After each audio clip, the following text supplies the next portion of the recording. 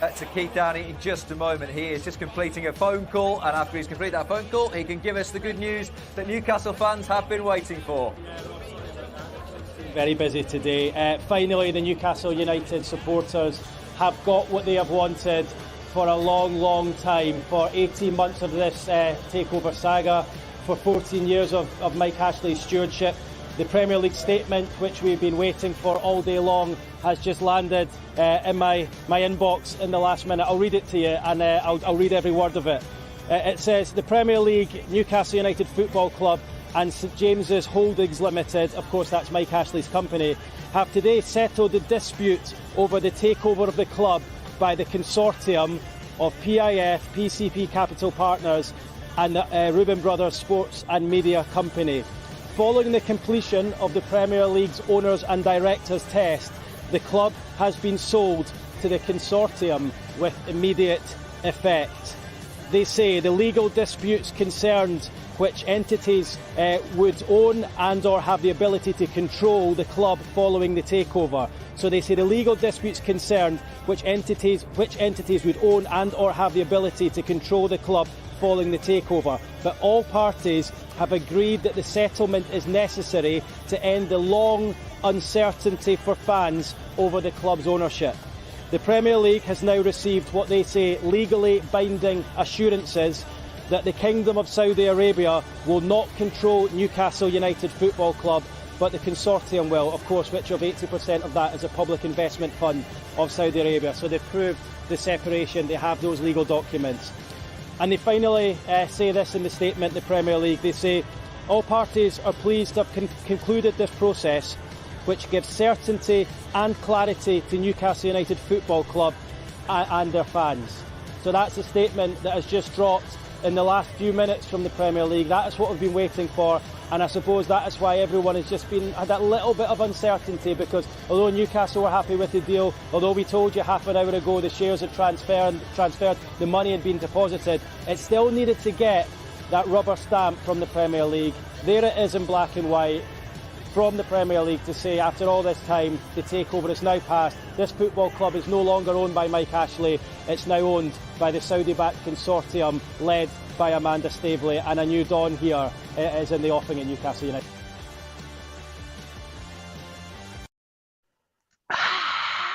I'll ring to that. And I will too. Did Pete leave just because the zebra came on? I think so, yeah. I think he just doesn't like the zebra, does he?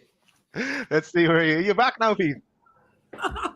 There's no zebras, are there? No, there's You no missed zebras. it? No zebras. I'm okay. We survived it. We survived it. Happy Welcome, takeover boys. anniversary, guys. Yeah, happy anniversary. I've already gone through my first glass. I'm going to enjoy this one. That is for sure.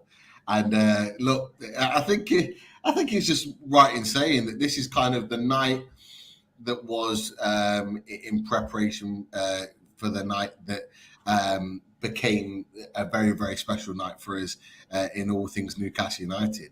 Am I right in thinking that this night we had Ben Jacobs on when we were pretty much already half celebrating the takeover? Is that right? Yeah, it's the infamous night where Mark was drinking and he was advising people to do things. Let's say do things they shouldn't be doing. But yeah, that was the night. And of course, if you haven't seen that, go back and watch it, because Richie, you do a great. It's about 5 minutes. I would have clipped it, but it's about 5 or 6 minutes long of all the different things that happened that day, or all the dots were really joining. So it was very good. Cool. So yeah. Here we are. Brilliant. Well, look, we're here, and I think it's.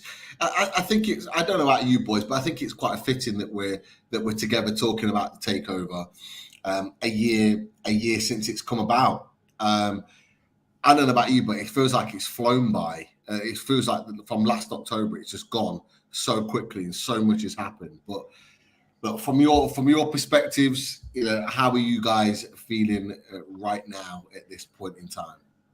Oh, it's still hard to believe, really, because we waited so long for it.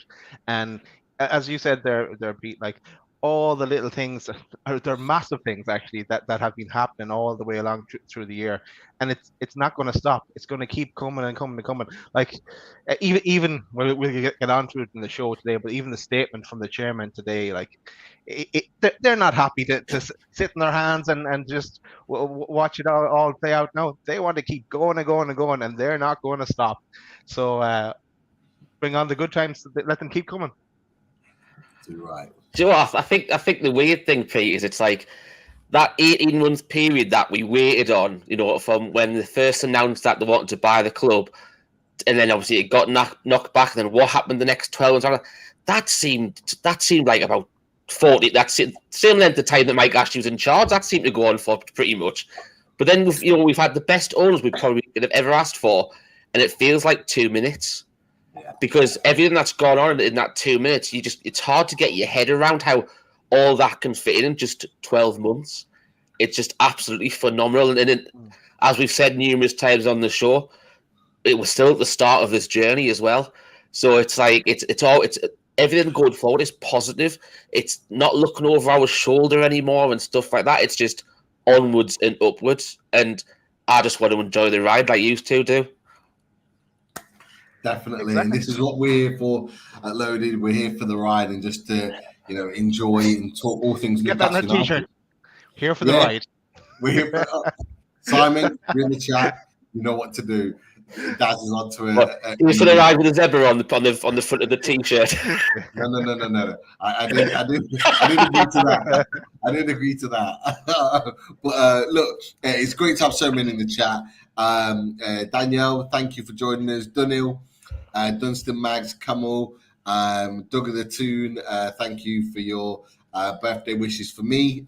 Lisa, Geordie Toon for life. I could keep going on and on. Geordie Mick, I hope you're well. Thank you. Cheers, Geordie Mick. Hope you're well, mate. Keep plugging away. I know it's difficult, but keep working. You will be back on your feet very, very soon. Jules, PDK, so many. To coin a phrase, fantastic for you guys to join us. And look, you're not the only guys to join us. We've got one or two waiting in the wings to come and join us live. And us boys have already had a little bit of a preview of what we're come to expect on the show. So, boys, should we get our first guest now? Let's bring him out. Here's our mate Paul. Bring him on.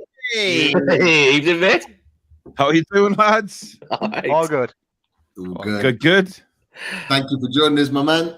Always appreciate you coming on and joining the channel. But we just thought, you know what, because of the takeover and everything, and it being a really special week in our lives, it was it's always good, and we did it last year. We wanted to kind of celebrate it with people around us that had been kind of on the journey with us personally. And obviously, in the last year, you've been on the journey with us in particular. But I just want to get your feed into kind of like the last year, really. How have you felt that this last year has gone for you? Has it been a bit of a whirlwind like us boys, or is it been that kind of slow and steady? No, it's a whirlwind, isn't it? I mean, listen, that message we received from the chairman today just summed everything up about how much the club's changed. When did we ever expect to get that kind of communication from owners of a football club? I mean, and what it does is it actually excites you for what the future is going to hold. He's on about talking, challenging for trophies at domestic and European level, but also understand that it is a process. It's not going to happen overnight. But just the fact that he's took the time to contact the fans, it never happened under Ashley. We haven't seen that kind of thing for a long, long time. And certainly for me, supporting them the length of time I have, seeing the club come back to the fans, over this 12 months, it's just incredible. The fact that, the women's team are now under the same umbrella, they're going to be playing at St. James's again. It's all fantastic. And it gives you a kind of, perspective on things about how bad things were under Mike Ashley, how bad the club was run. And now, we're all looking forward to challenging for trophies, which, I mean, I remember being at Wolves, the weekend before the takeover, and, me and Adam driving back sick as pigs. And it was just a rotten performance. It just summed everything up about where Newcastle United were at the time. And then, within 3 days, I mean, we did a fan forum on my channel on the Tuesday night, and it was like a counselling session for everyone. Everyone was just, we didn't know where the club was going. It was heading down. There was no doubt about that. We had a manager who was absolutely useless. We had a chairman who didn't care, a ground that was rotten, a training ground that was just hopeless. Nothing was positive. There was no positives to say at all. And then all of a sudden, that Wednesday night, from around, early afternoon, there was rumblings that something was happening.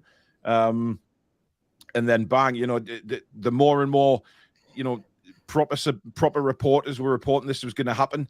And everyone was on the same page, if you like, about the takeover. And then obviously on the Thursday it happened, and it was a mental. And I went to St. James's on the Friday, and what an atmosphere it was there. Just people walking around still celebrating, and people had been there all night. Just what a time. And then it's gone from strength to strength over the 12 months, hasn't it? It's been amazing. Was that the time that you took the motorway and had to pay the toll? That game. Funny enough, it was, Daz. Yes, it was the £6.10 incident, and then after that, I got absolutely drenched in Wolverhampton. Had to sit in Asda's cafe for an hour to try and dry off. Adam even tried to find another set of clothes because he was absolutely drenched. And then I got a speeding ticket on the way home. So after watching that crap, it was just a wonderful day, Daz, and thanks for reminding me, mate. It all got better a week later, so not so bad. Yeah. Very good. It was brilliant. No, quality. And look, you've kind of you actually touched on it as well, because they have done a lot since they've come in. And if I'm right in thinking, you've on your channel, have you started up where you're sort of doing a little bit of a focus on women's football now? Yeah, every Wednesday night now, just called How Are the Lasses. I've always wanted to start covering the women's football, and it was from the St. James's game last season that we went to, and I took my little lad, and it was just brilliant, the whole atmosphere. And over time, sort of wanted to try and get things moving a little bit, and obviously now Danielle's involved with her game too, which is fantastic. Trying to get Newcastle involved in that. She's doing an absolutely brilliant thing with that. So she wanted to get into sort of the women's game a bit more as well. And we got Freya Bales on last week, and it proved to be a really big success. And, talking about her aspirations and, where she's come from and how she ended up at Newcastle. And then we've got the new signing, Miss Potts, next week. So looking forward to that one as well. And it's just giving them more of an output, because I think if we all as channels do a little bit for them, it gives them more exposure, I think, because they never had anything under Ashley, did they? They were under the foundation. They didn't have any, compared to what they've got now. When Freya was telling us about the physios, the dietitians, they run like a Super League club all of a sudden in one summer. And it'd be great to see them rise through the ranks. It's a long way to go to get to the Super League, but Amanda she's made it a real desire of hers to see the women's team succeed, and it's brilliant. It really is, and the whole club, it all just seems to have come together, and we can only get excited about what's going to happen in certainly the next 12 months as well. Yeah, definitely. Richie, is there anything you want to ask Paul, kind of just about the takeover, or anything you want to say in particular about the takeover as part of these celebration moments? I think the one thing I'd like to ask Paul, obviously we've already touched on it briefly, but Paul, what's your thoughts on? Did you expect it to be the world when it actually has been for the last 12 months? Because it's been a world, as we said, for channels like ourselves, but for the everyday fan who is on social media and they like watching clips now on TV and stuff like that. But what the consortium's done since they've come in, I don't think we could have ever imagined that they've done so much in so little time already. I think what it is, Rich, is there's a lot of stuff going on behind the scenes that we don't see. And I think, when we talk about back in the summer through the transfer window, there was a lot of, let's just say, very thirsty fans wanting to sign players and keep them coming through the door.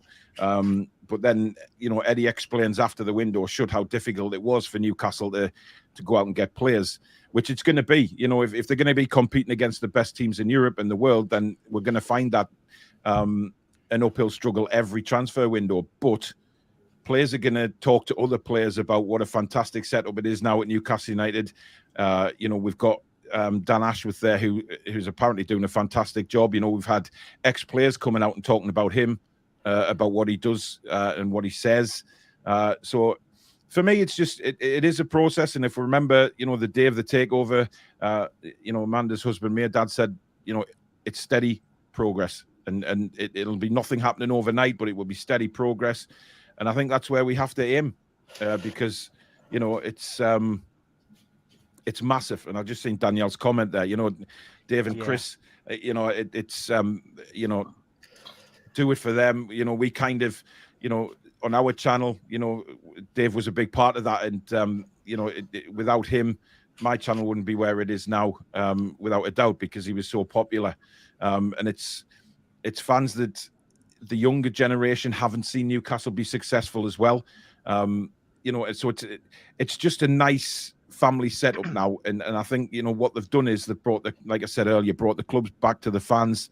They're always, Amanda made that at the women's game. You would never think, and they're so open to talk to everybody. It's not like they hide away in some posh executive box or anything like that. They're out there with the fans. They're interacting with us, and it's incredible. But the whirlwind for the channels as well, I think it's just given sort of Newcastle United more exposure, hasn't it? So the channels, obviously, if they're done the right way, then people are going to watch and people are interested in. The more and more people go in the chat and subscribe to the channels, and they all start to get to know each other. Whereas before, it was rotten. Everything was rotten, and it got to the point where, I don't know how you guys felt, but when you're sitting in front of a camera talking about Newcastle, it got to the stage where you think, what else can you say? I start shouting and screaming at poor performances and thinking, how long is this going to go on? Where are we going here? And now it's just turned full circle to massive positivity, which is what we all want. I think we all got sick of shouting about this guy for a long time. And of course, West Brom are shouting about him now. But just to go back on what you're saying there, of course, with Dave and Chris, like both are a massive part of our channel as well. Dave was with us all the way from a load of Football Weekly. He was also in the chat, and when we started doing the live lines, he joined us as well. And then and Chris was with us from Matchday Lives and all the way along, and always wanted to be a part of every show that we had. And on the takeover night, both of the lads joined us. It just shows you you never know what's around the corner for anybody, and live life to the max and enjoy every second. And at least in football terms, we have something to look forward to. But enjoy everything, it's probably the message behind it. I think the interesting thing you mentioned there, Daz, is about the takeover show, because obviously I watched it back yesterday just to get a bit more of the memories that we had on the night, because some of us didn't remember towards the end of it because we'd had quite a lot during the night, hadn't we? But it was it's sad to say that obviously Chris and Dave, obviously as you both mentioned, were big parts of both channels, and it was good to see them actually be able to experience the fact that they knew that the club was then going to go in a different direction. Obviously, they haven't been able to with us for the journey that we've been on for the majority of it, but at least they got to know that the club was going to go in a different direction, and they were able to celebrate that with us on both channels on the night. It was fantastic, and that's I did get a bit teary when I saw both of them on the screen, because obviously you do so many shows, you forget sometimes, especially when you get guests on, what shows they came on, and sometimes you get a bit of a surprise when you see them come on the screen, and that gave me. I remember the first 15 minutes of when we had Davy Craig on, and he played the local hero to start the show off, and it was just something that always stuck with us anyway. But then it was such a whirlwind, as Paul said at the start, that 24 hours from the Wednesday night to the Thursday night it was pretty much a big whirlwind where there was so much going on throughout the day and everything like that. And it sort of all blurs into one. So then, it does when you do a show like this on a day-to-day basis. You miss something, then someone will go, "Can you not remember that?" And you're like, "No." So you re-watch it, and it's like watching something you've never seen before. So going back over those, the takeover shows in particular, and seeing things like that, you're seeing Chris come on, and having a really nice long chat with Dave when he came on as well. It gets to you. But I know that obviously they're looking down us thinking that the club's in a better place, and it's that's all they would probably be one going forward. It's a shame we were able to win anything since the takeover while they were still down here with us, but we are going in the right direction, and I'm sure we'll see that soon enough. Yeah, definitely. And look, you touched on when we talk about Dave and Chris, and you said, Paul, that Dave was a big part of your channel, and look, your channel's gone from strength to strength over the course of the last year. How has it been for you in your channel from that perspective? What's changed for you in terms of the impact of the takeover? And you're obviously up for an award. You want to talk about that and give us a little bit more information for those that might not be aware. Well, it came as a massive surprise to us. We got an email about 2 weeks ago saying that we'd made the finalist for Premier League Content Creator Channel. So we were for the Football Content Awards, and never thought we'd get anywhere like that. But I mean, that's again a case of subscribers voting and things like that to get us there. And it was an incredible feeling. And I think Alex is going down to represent us because I can't make it with commitments up here and things like that. But for the channel to be there against, some really, really good channels as well. I mean, Adam's there as well, but you've got, a couple of others who have got, I think one of them's got over 1 million subscribers. So to be in the top 8 like that in that bracket is incredible. But like I say, it's changed because I don't think there's any. Well, for me, I don't have to sit and scream at a camera day in day out, thinking, Christ, what bad news is going to happen at the club. It's not a case of that anymore. But look, I think Stato coming on board was brilliant. He's amazing at what he does. He does a lot of work behind the scenes, obviously, with research and stuff like that. Danielle, I've known for a while now, and she came back when Dave passed away.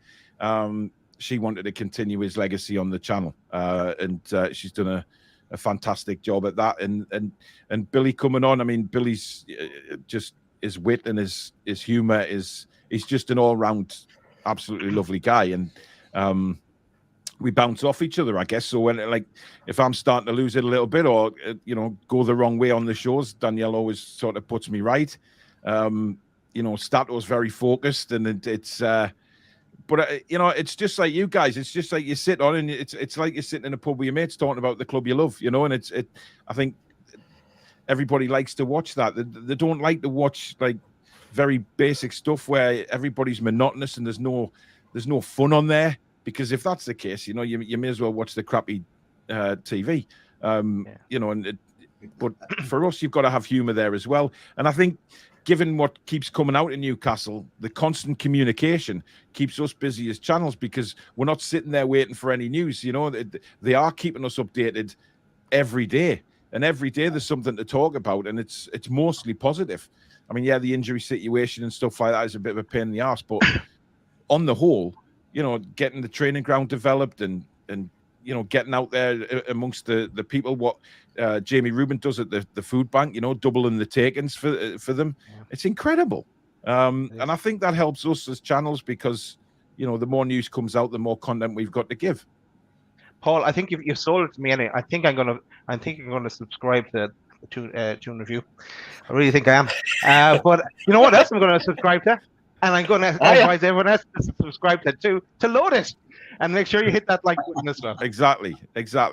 No, look, there's some really good channels out there for Newcastle United, some really good guys. There's yourselves and Newcastle Fans TV and Magpie Channel and there's a lot out there, and really, really good people as well, who spend a lot of time putting these out for people to watch, because sometimes you know what it's like. People don't seem to see what goes on behind the scenes. I had Michael Marsden over here the other day helping me move house, and he was seeing us editing a video and setting it all up, and he couldn't believe how much work actually went in behind the scenes to get everything, not just a video out for that day, but getting ready for live shows and what you've actually got to do. And I think he got quite a surprise. But we all love it, don't we? We wouldn't do it at the end of the day. It's all about just doing what you love, talking about the club you love. And you're always going to get people trying to put you down and say ridiculous things and all that kind of stuff. But look, they're always going to be there. But the fact is, you love what you do, you keep doing it, don't you? So that's how it is. Yeah, agree. 100%. And look, I know time's limited tonight, Paul, but just before you go, I just want to ask you, obviously it's been a year since the takeover, since the anniversary. It's been a whirlwind, as we've already discussed, but what do you think, or what do you hope for Newcastle United within the next year? What type of developments, not necessarily on the pitch or trophies, those sort of like things that we all want, but what if there's one thing that you hope for the next year for Newcastle, what would that be? I think it's just a continued development, Pete, if I'm honest. Just seeing the progress and consistent progress. It's something we haven't had for a long time, and I think if we keep seeing that, then we've got nothing to complain about.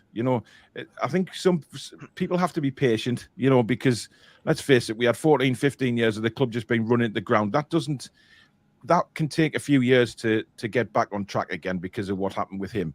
So patience is one thing, but just seeing entertaining football, and these really top class players coming to the club, even if it's just 2 or 3 in every window, whatever it is, seeing these players that we could only dream of before the takeover. We were shopping in like bargain basement places, and now we're up there, leading the way, beating clubs like AC Milan to players' signatures. So a continuation of that, and just the all-round good feeling staying around the club, which I think it will. And then as time progresses, hopefully making cup finals and trophies, and then really pushing hard for Europe. I mean, that's what the chairman said. So why, if the chairman wants that, then why shouldn't we as fans? You know what I mean? And I think that's what it's got to be. It's just a tremendous feeling, and it's a whirlwind year, but long may it continue. Here. Do you think we can get Europe this season? It'd be nice. I don't know. I mean, it'd be wonderful, wouldn't it, if we could make maybe Europa League? But let's face it, it's very early days. I think next season will probably be the season that they'll be looking for to push for a top 6 place. But hey, we've proved already, and Eddie's proved, it doesn't matter who he puts on the pitch and how much we moan before a match about who he's playing. Those players go out and give everything for him. And I'm going to stop looking at the team sheet now and thinking, oh God, we're in for a hammering, because it doesn't matter. Eddie knows what he's doing quite clearly. We've lost one game this season. We've drawn a few, but hey ho, we've only lost one game. When you look back at the previous 14 at the start of last season, it's exciting, in it, you know what I mean? And let's just see if we can finish I would say in the top 10 this season. That's progress without a shadow of a doubt, and then move on. But if we do make it, all the better. And remember, Paul, the one loss we had, we shouldn't have had. Well, it was. It's happy that night. Let's stay happy. But yeah, look, we shouldn't have lost the game, but it's history now. It's water on the bridge. It's gone. We can only look forward now, and after that performance at Fulham, really looking forward to Saturday, and then see where we go from there. Paul, last question before you go. I'm going to ask everyone this, because obviously, as I said, it's been a whirlwind 12 months, but what's your highlight of the 12 months been? Eddie Howe coming in. He's just the guy's work ethic, the way he sets up the teams, the way he's methodical in every single thing he does, the homework he does on every team we play. He doesn't give anything away in press conferences. He'll make mistakes, and he's made mistakes this season. But what Eddie does is, he learns by them, and he gets on with it. He'll realise that but no manager's perfect. Even Pep and that bucktooth git at Liverpool. They're not perfect. They will make mistakes, as will Eddie. But Eddie's very young. He's still got a long future ahead of him, and I hope that long future is with us for years to come, because he can become a real legend up here in the similar bracket to Robson and Keegan, in my opinion. Do you know what my Eddie Howe moment with the 12 months was? And it was literally his first day of training. Can you remember when he did that overlapping run in training? Yeah. And everybody just commented on it straight away and said, Jesus Christ, we've got a coach that actually does something now. That was I just remember the players hanging out their asses. Like Shelby on the corner flag dying. Hanging up everywhere as well. Look how fit the players are now compared to a year ago. It's a different world, man. It really is. Oh, definitely. 100%. Look, I think that run that you're talking about, Richie, from Eddie Howe. I think that's faster than a lot of our players had ran in the previous 3 months that we'd seen in the season, which I think just shocked. Previous 14 years, you mean? Well, yeah, that as well. But that is for sure. But look, we've got so much we could talk about, Paul. And only time's limited. We'd love to have you back on to chat again. You guys on mine and all, we'll get you on, and because listen, we'll have some crack on the two channels without a doubt. I knew you'd miss Daz. Already. He's had a couple of digs in tonight. I'll get revenge at some point, I'm sure. Listen, lads, thank you very much for having us on. I really appreciate it. And we'll speak soon and have a great show. Best of luck to yourself and Adam in the awards as well. Thanks, buddy. All the best, mate. Thank you. Take care, guys. People. See you soon. Take care. Good night. Take care. Bye-bye. That was awesome. Yeah, great job, Paul. On to be fair, we could have got into a lot more on that one, but like I said, we'll save it for another time.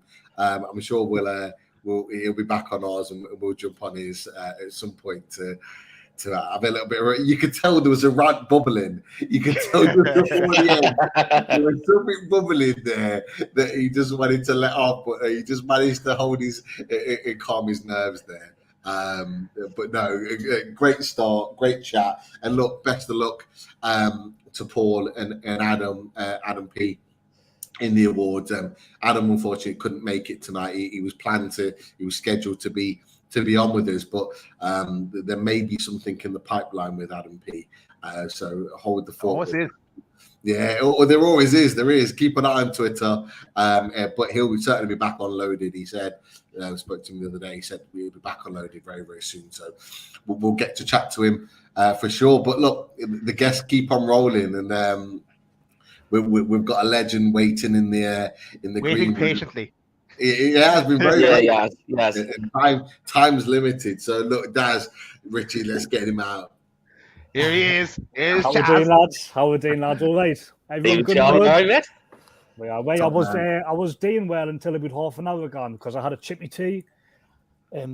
Mate, I had the big fish, I had like large chips, I had the curry sauce, and now I'm snapped out. I'm snapping off. I don't know what's more lethargic, me or that Man United performance that I just watched as well about 20 minutes ago.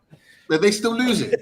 No, they won 3-2. The one eventually. They scraped it, but I mean, we're playing them in a couple of weeks, and if you like to think they're there for the taking. I mean, I know our record at Old Trafford's absolutely diabolical, but you'd like to think if there's a time to play Man U after they just got a Hayden off City the other day, it's in and around now, isn't it? They've got and after a European weekend as well, because they've got Europe next weekend as well.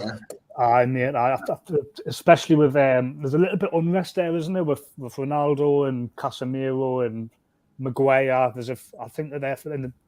You see how united the Newcastle squad is. I wouldn't be surprised if we went and done Man United. Like, I mean, I'm just saying that because I'm going doing there. Like, but I'll see you there.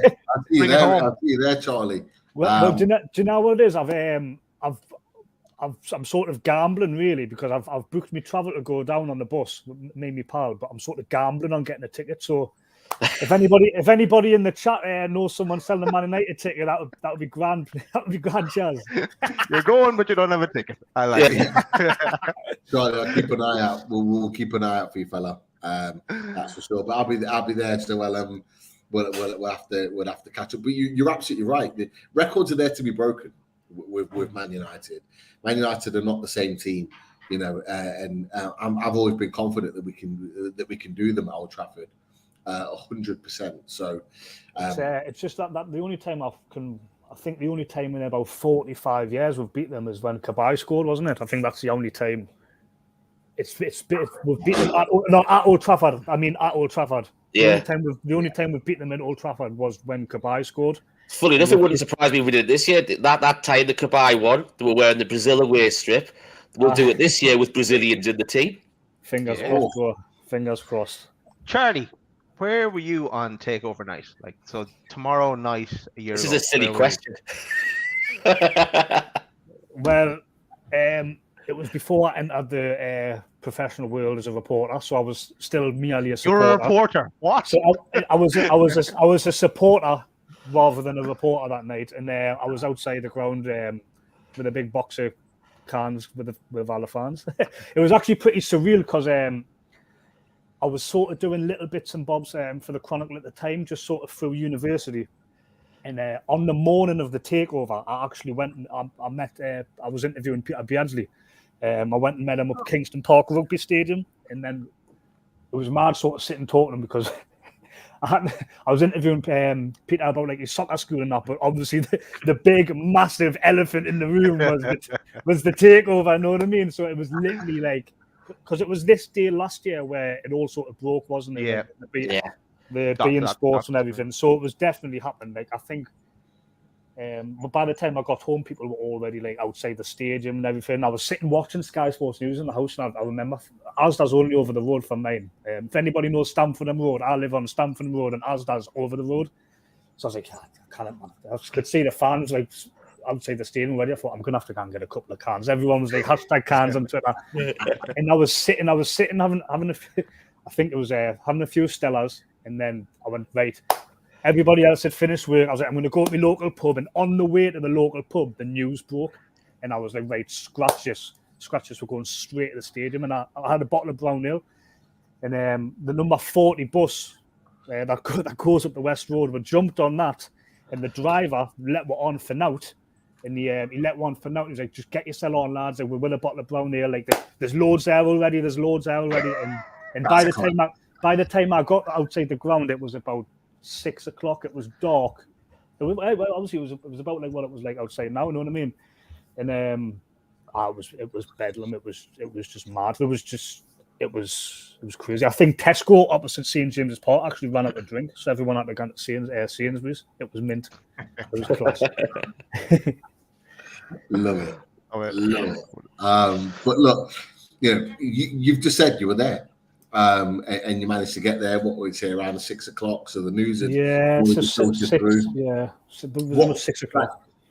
If you can, just go back and just talk us through those emotions. Because look, I can talk you through my emotions. I was up and down all over the place. I remember Richie calling me on the way back from work because I didn't even have signal, so I'd missed a lot of it during the day because I was working. And then Richie gave me the lowdown, and I was just like, honestly, I just felt like I was driving home. I was shaking. Like, I thought you were going to crash the car, Pete. Yeah, honestly, I thought I would. I was like, it was just that surreal that it was actually going to happen. But for you being there, being in amongst the Newcastle fans outside St James's Park, what was your emotions, your feelings, and what was it like being in and around everybody at that time? It was mad. It was like almost at one point. It was almost like being at a rave outside the ground. It was crazy. I mean, I'm 25-year-old, so when Mike Ashley bought the club, I was 10. So most of my life it was Mike Ashley. You know what I mean? So like hearing all the stories about like sort of how happy everyone was towards the team in the 90s, the Keegan era, the Entertainers, you know, Shearer, Beardsley, Ginola, and that. Like, we're not there yet, but like that sort of togetherness is. I'm sort of getting a vibe of that now as somebody who's like 25 now. I'm getting a little taste of what it would have been like to have been around back in the day. And but in terms of outside the ground, it was bedlam. It was class. I mean, there was a lot of police there. It was almost like like an away day, you know what I mean? It was almost like an away day type of vibe outside the ground. There was a lot of police there, but the police, nobody was in an angry mood. It was just sheer like jubilation. So the police, everyone was like, the police were just like sort of letting people drink. Everyone just chucking like cans of lager around, and it was just class. It was. I said I was 10-year-old when Mike actually took over the club. The Sunderland, when I was there, when we beat them 5-1, that is joint with the best experiences of Newcastle fan for me. That day outside the ground when the takeover happened is up there. That is possibly even knocking the Sunderland game off the top spot. Wow. Which is you should have got a taxi up, man, Pete. straight from Leicester. It cost me about £1,000, mate, to get up there. But look, honestly, I did kind of mention it with the takeover, but I've always said I apologise in advance to my work, but I've always said, if we win a trophy. Yeah, that would be number one. I'm going AWOL. Like yeah. I'm up in Newcastle. There's no doubt about it. Like I'm waiting my whole life to see us lift the trophy. I'll be up with you. All the lads and lassies celebrating. Yeah. I reckon Newcastle would just be that Monday when everyone's got to go back into work after Newcastle won a trophy. It's just going to be like a goal. It's just going to be now on the roads. Just the Monday. Possibly. I'm thinking a week. A party. Just imagine if we won a trophy. Just say we won a cup, for example. Even if it was the Carabao Cup or the FA Cup. Just imagine all the Newcastle fans that have been down in Wembley to travel back up to Newcastle, and then the atmosphere when you touch back down in Newcastle. It doesn't matter what time of the day it is. The clubs are going to be open. The bars are going to be open. Yeah. Everything will change. Like it wouldn't even surprise me that if like jobs and work and offices shut down for a day or two, just because nobody's going to want to go in. Everyone's going to be taking holiday or just not turning up. 100%. I mean, I got a little taste of it because I was, unfortunately for me, I was in London when Sunderland got promoted the other month in May, and sort of the train from Central Station there, like. It was just rammed Sunderland fans, and the whole of London, like Sunderland fans. Sunderland fans, fair play to them. They do follow the team. They do sort of have the North East clubs sort of had the same sort of passion towards the team. So like when you see Newcastle shirts everywhere on holiday, Sunderland fans do like to show off the Sunderland shirts as well. In London, everywhere you looked was just a red and white top, and it was making us think. It was making us think. If Newcastle got there, like this was like the League One playoff final, you know what I mean? Like imagine Newcastle getting like to the FA Cup final, that new Wembley. I know you'll remember 98 and 98, and I'd just love to experience that. Yeah, I was gutted not to be able to go and experience just the atmosphere. But to be fair, since the takeover, we've seen some pictures kind of emerge of those FA Cup final days and in the Wembley days, and looking back, and you just look at the build-up, the atmosphere, the buzz around it all. It's just like maybe because the FA Cup days used to be old school, whereas you'd have a build-up from like 9 a.m. I don't know if you boys remember, like Richie Daz used to bring a song out, didn't it? Used to bring a song out and stuff, didn't it? Yeah, bring the song out, but then the programming, like if it's on BBC, for example, it would start at like 9 a.m. and it would go all the way through to kick off through to the end of the game. So you'd even see like the build-up of the players leaving the hotel, and it would have like a bird's eye view of the coach taking them to Wembley. Like it was just epic. Like to have that and to experience that and see Newcastle go through that moment, like they need to bring that back if they want to appreciate the FA Cup or get the appreciation back with the FA Cup in this country. That's what they need to do. But just imagine that with Newcastle, with the Newcastle fans. Like, we'd have half the city down in London for that day. Like, literally, like they would just be all over it. It would be absolute mayhem. See, I can remember when we went to Wembley last time, and we had the New Radicals song was the one that was covering all of the like the FA Cup, covered by like Metro Radio, brought it out, and they changed the lyrics, and they had like Tamuri Ket's Bayer scoring goals and stuff like that in the video, the highlights. That was class. But you can just imagine us getting to a Wembley final or something like that, and Sam Fender doing a track or something to go to Wembley for and stuff like that. It'd be absolutely class, wouldn't it? Sam Fender singing live from the patio at the Strawberry or something like that. Well, Rich, you'll be able to sort of like understand a little bit better here as well. But sort of the closest thing to a cup final that I've experienced would be like Derby Day, because both teams never really got anywhere in the cups. So that twice a year when we used to play Sunderland, that Sunday, almost like the Northeast went into sort of like a little bit like a lockdown, and like you would go. I remember, like, obviously it's been 6.5 years now. You'd go to a pub, and like if you weren't at the game and you were in the pub, like everyone, like people who don't even like drink would like go out for Derby Day, and I could imagine it being a little bit like that for if we got to a final. Like people who don't care about football in Newcastle would be like, we're watching this. You know what I mean? It would be like a massive deal. Yeah, definitely. At Derby Day up here, obviously, I know Daz won't have been what Pete might have been. I don't know, but it's the atmosphere. I'd love to see what the Derby Day atmosphere would be like under this regime, this consortium, because Derby Day delivers anyway, no matter who's in charge of the club. But I just, you know what, I can't put into words how I imagine how St James would be for the home derby against Sunderland now. Can you imagine what wall flags would be like? Can you imagine what the build-up would be like inside the stadium with music and all that sort of stuff? You'd probably have Sam Fender on the bloody pitch at half time or before the start of the game to round, that would probably get the crowd up and running, do you know what I mean? And stuff like that. It's a Derby Day is different level, but I imagine it'd be an extra couple of notches, seriously, if it was to happen now. Even if it was like an FA Cup one now, because obviously, and hopefully this is the case, they stayed in the Championship for a good few years, just to the know their place sort of thing. Do you know what I mean? But we'll have a derby against them in the FA Cup or the Carabao Cup or something. But Carabao will have to be next year though, because unfortunately, can't make it through round one, can they? So I know I couldn't imagine the local. The Northumbria police being too happy if we got them on a Tuesday night in the Carabao Cup. Like, I don't think most people. You mentioned people pulling sickies. If Newcastle win a cup, I think if we played Sunderland on a Tuesday night, I couldn't see many people going in on the Wednesday. Can I take it back a second? And Charlie, I think you could have been on this with me, but on you asked the question, Pete, about Takeover Day, because as you said, we knew what was going to happen. We from the night before, everyone kind of knew what was going to happen, but we're just all waiting for the announcement. But I took a half day from work because I was all saying, if the takeover happens, I'm taking a day off. So I said, I'll take a half day.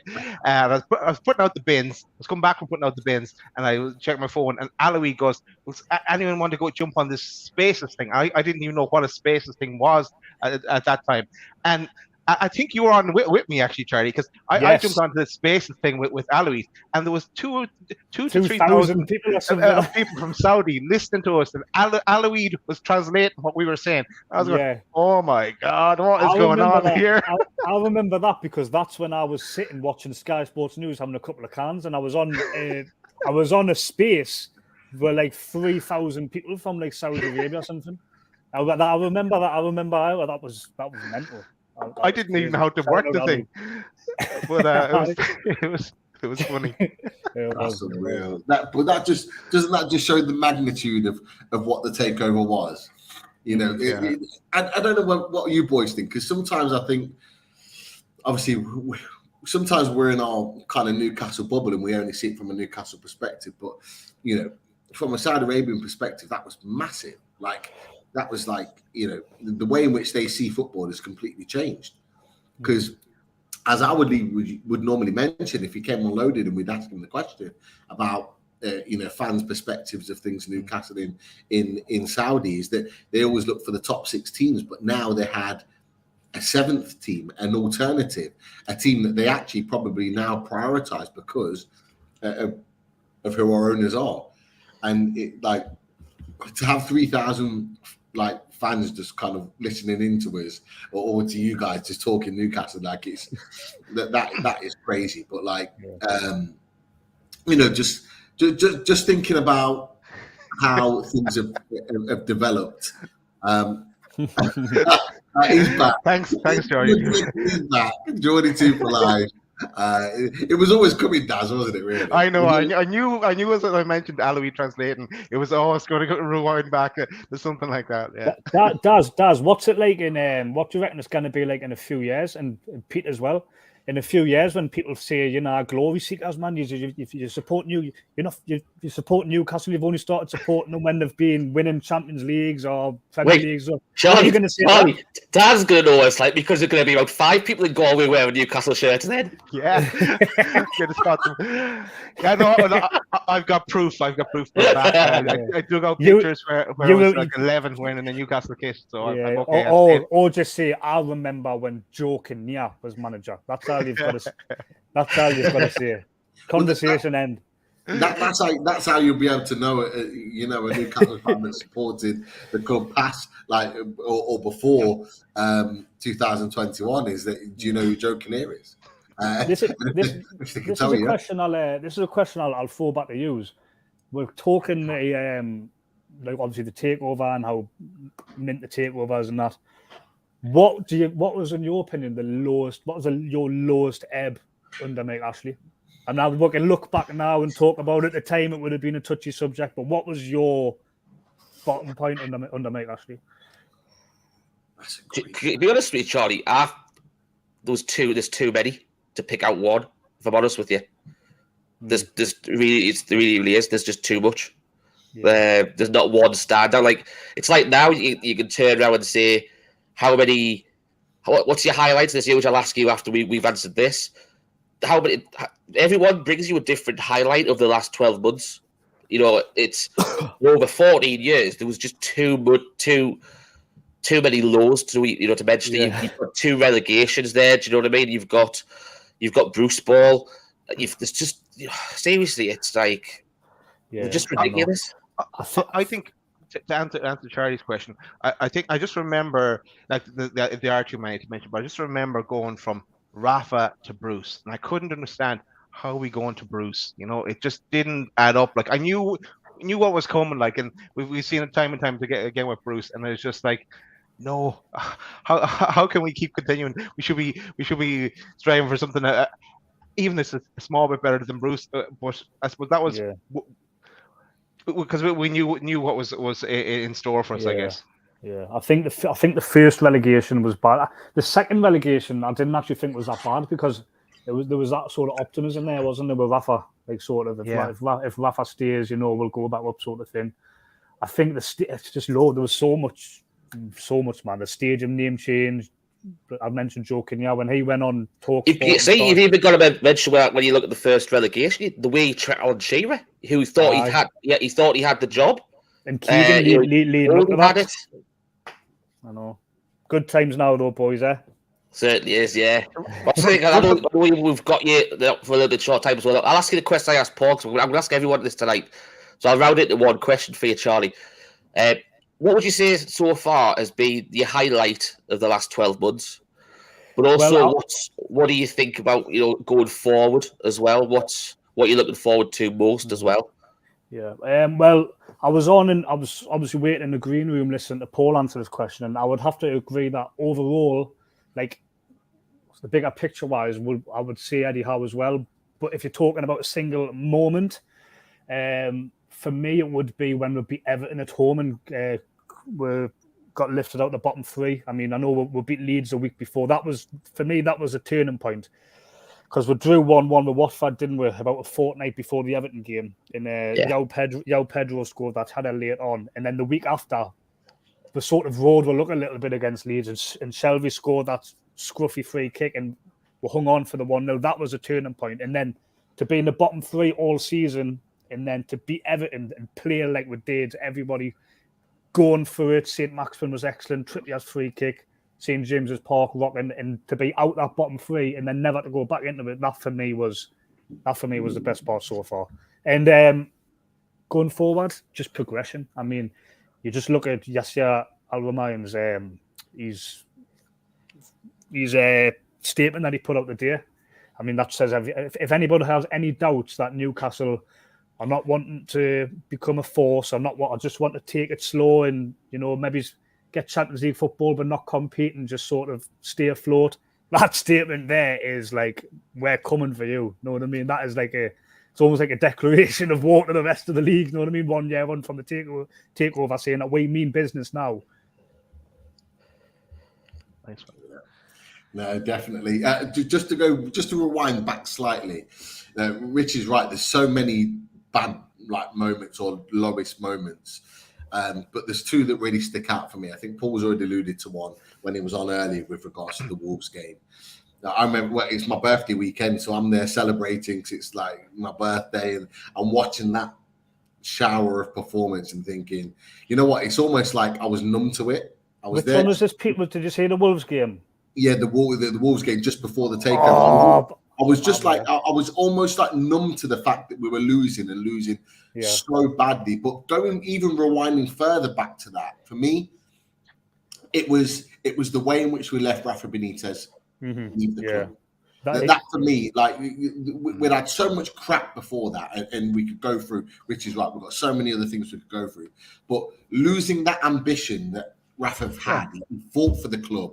He fought for the fans and he wanted the best. And the fact that they'd let him go in the manner that they did, it was almost like, we are defeated at that point.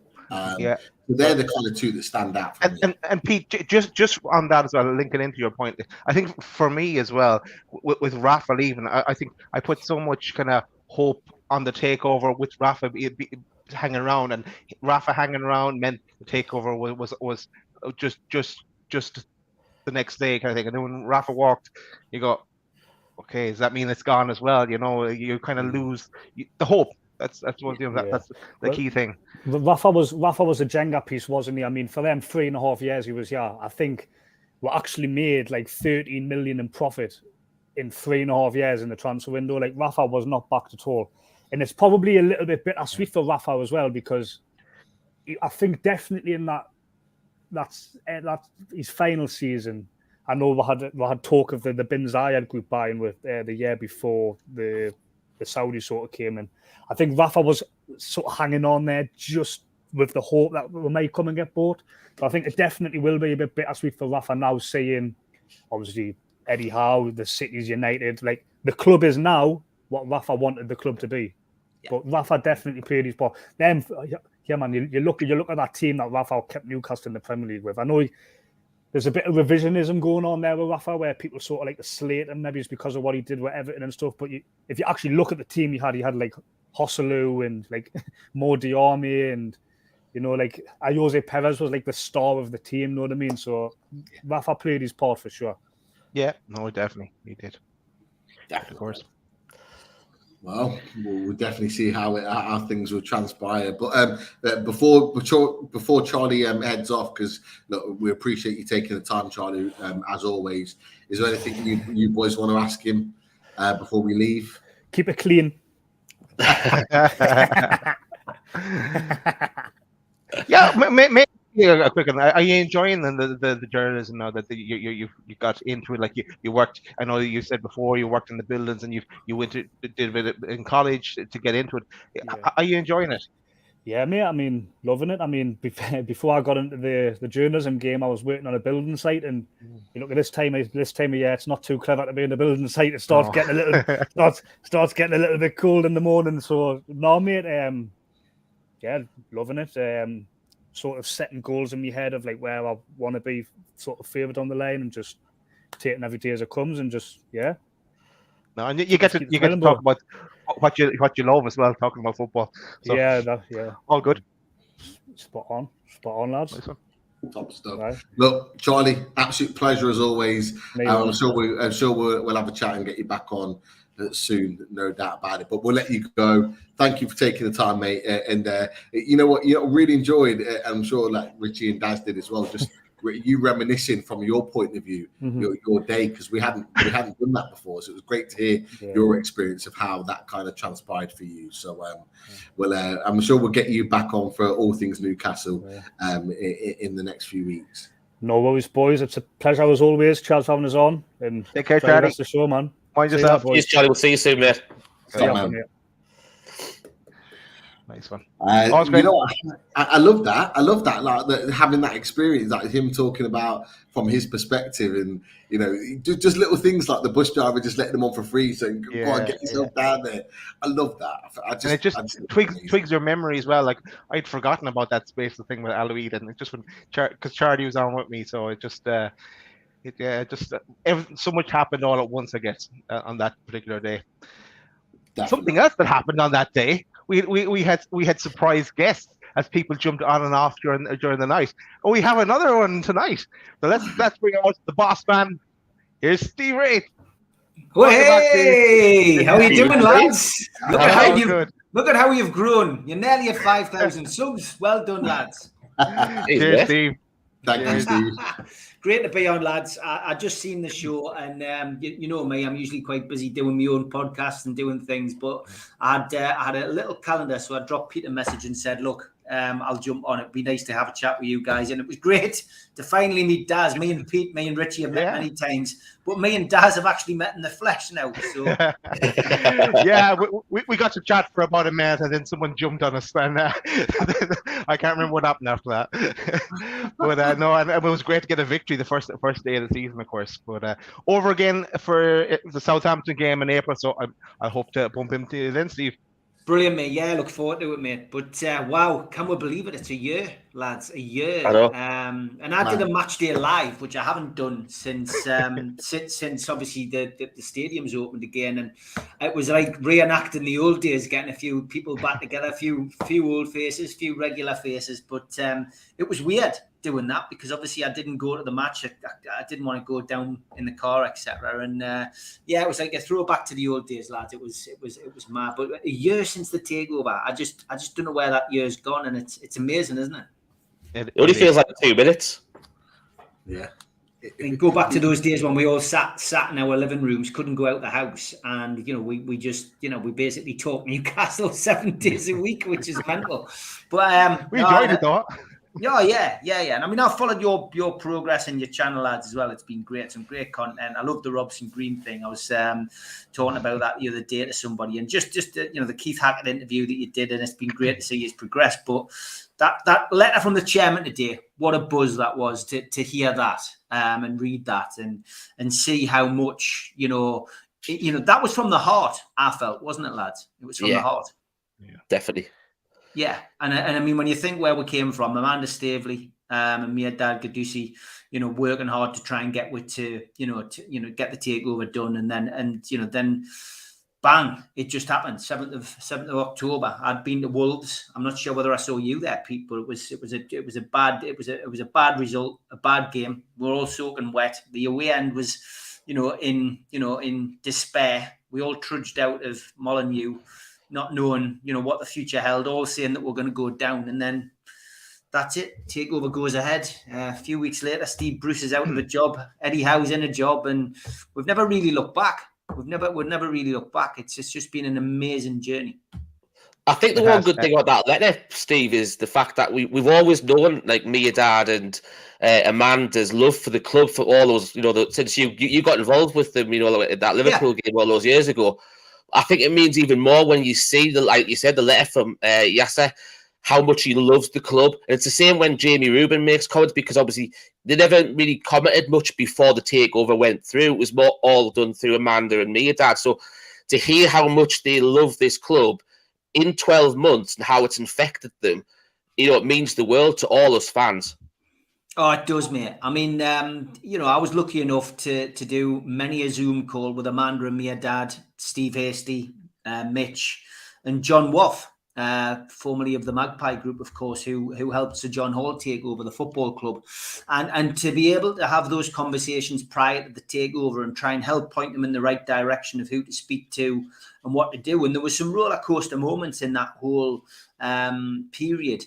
The introduction to Keith Patterson was important as well, because of course, as we know, the CAC case was going to play its part, and Keith's letter was a major part in that, in that not going ahead. And it just, Nick DeMarco and his involvement, it's there was all little pieces of the jigsaw which all helped. But on the 7th of October, I was emotionally shot.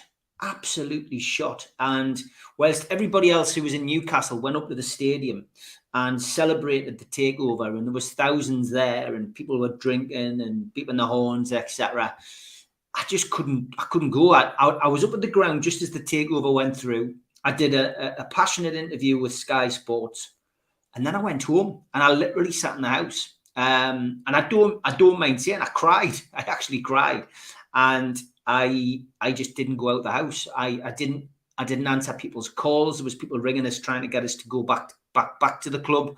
I had one of the lads dropped us a case of beer off and said thank you. I said I don't drink beer, which but I appreciated the gesture. But I was emotionally shot, and the person I rang was John Woff, and I said, John, I didn't expect to feel like this, and he went, you know what, Steve? He said, it's because you've been pushing an immovable object, he said, for years. And he says, over the last 2 years, he says, you've been pushing for this takeover to go through. And he says, you've been helping, he says, the people who've bought the club now. And he says, ultimately, he said, you will feel emotionally drained. He says, that's exactly how I felt. He said, when me, Sir John, Malcolm Dix, and the rest all got the club off McKeag. And I was, I just didn't expect to feel like that. I look back and I think I wish I'd been up there with Liam Kennedy, with Holly, with Keith, with Steve. They were all up there having a great time. But, that wasn't supposed to happen for me. And ultimately for me, I was just delighted. The following day, I went to the hotel where Amanda and Mia were staying. And I had an hour with Mia Dad. Amanda was busy taking calls, doing media work, but I had an hour with Mia Dad, and we sat, we chatted, we talked about how it had all started, how it had developed, and it was just great. I gave him a big cuddle, and I just said, "Well done," and the hard work begins now. And we chatted about managers and stuff like that, and I just said, "That's your job. That's your job now, you've got to decide." And, I just said, look, if you ever need help, if you ever need anything from me, I said, I'm always on the end of the phone. And that's a relationship we've had. I'm lucky enough that we've managed to do stuff with the food bank. I've quietly worked away in the background. I think a lot of people thought that I would be, pushing for a job at the club. I've done that before. I'm not interested in working for Newcastle United. I did that once before, and, I would never do that again. I thoroughly enjoyed my time at the club, but to just sit back as a supporter, like everybody else, and enjoy the ride is what it's all about for me. I'm quite happy, doing what I'm doing, and happy living the life I'm living without the hassle of the day-to-day job at the football club. And it's great to see them progressing. The unity between the supporters is good. I've sat and watched numerous podcasts who probably didn't get on back in the day, now starting to interact and collaborate, and watching, podcasts which, like this one, for example, hedging towards 5,000, and make sure you do hit the sub if you're watching, if you're not already sub, but 5,000 subscribers. And then Adam Pearson, like somebody like Adam, who's like the younger generation who you need to have at the football club coming through, and who's got an almighty following now. So it's all good, it's all positive, and there isn't as much fighting or divisiveness now, and that's what it's all about. I think what it shows clearly, lads, is a lot of that divisiveness came not from a person, but from Mike Ashley and his ownership of the club, because it just made everybody angry, and it made everybody sick and tired of Newcastle United. And we always had something to complain about. Now people only complain about Eddie Howe's formation, the people he picks. It's very rarely we hear anything. Well, obviously, we're going to hear things about tickets. People aren't happy about tickets, etc., because there's a shortage of them, and those who haven't got them want them. But other than that, it's a very happy place, the Newcastle timeline these days.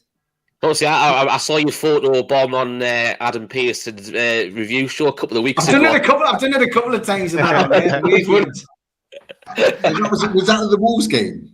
Yeah, because we were on the same road, weren't we, at Molineux? Because I saw you and Holly go in, and I was thinking, I didn't see Adam Pearson. How were you managed to photo bomb him? He's such a good lad. I mean, he's going to play in the with John Justice Allen, as you know from QTX, doing a Legends game next weekend in Newcastle, and I asked Adam if he would have a game, and he's over. He's all over it. You know, he's going to have a run out, and it's great because it's for the food bank. It's Newcastle Legends against a Manchester select, and it's just a small game. Peter Beardsley came up with the idea, and Adam's playing in it. So cool. Its tickets have sold well, and it's doing well. But it's just, lads, it's good. Like I say, it's all about unity. It's all about getting together and being part of something now. And that letter from the chairman just sums it all up perfectly for me. Steve, the only question I've got is that I love the fact that Adam P's been invited to that, but where's my invite? I know, yeah. I mean, John's the man. John's the man picking this team. You need to get onto John Justice Allen, get onto John Akutek and just say, hey, I'm a goalkeeper. If you're short of a goalkeeper, Pete Davies, your man. No, I'm not a goalkeeper. I stand in as a goalkeeper. Yeah, that's what I'm saying. You stand in as a goalkeeper. And I don't think you'd have a goalkeeper. If you're looking for goals, there you go, Pete. I'm the guy. John, where are you? The call? I've got to say, you the 5-a-side goalie, I'm all right. 11-a-side, I'm down.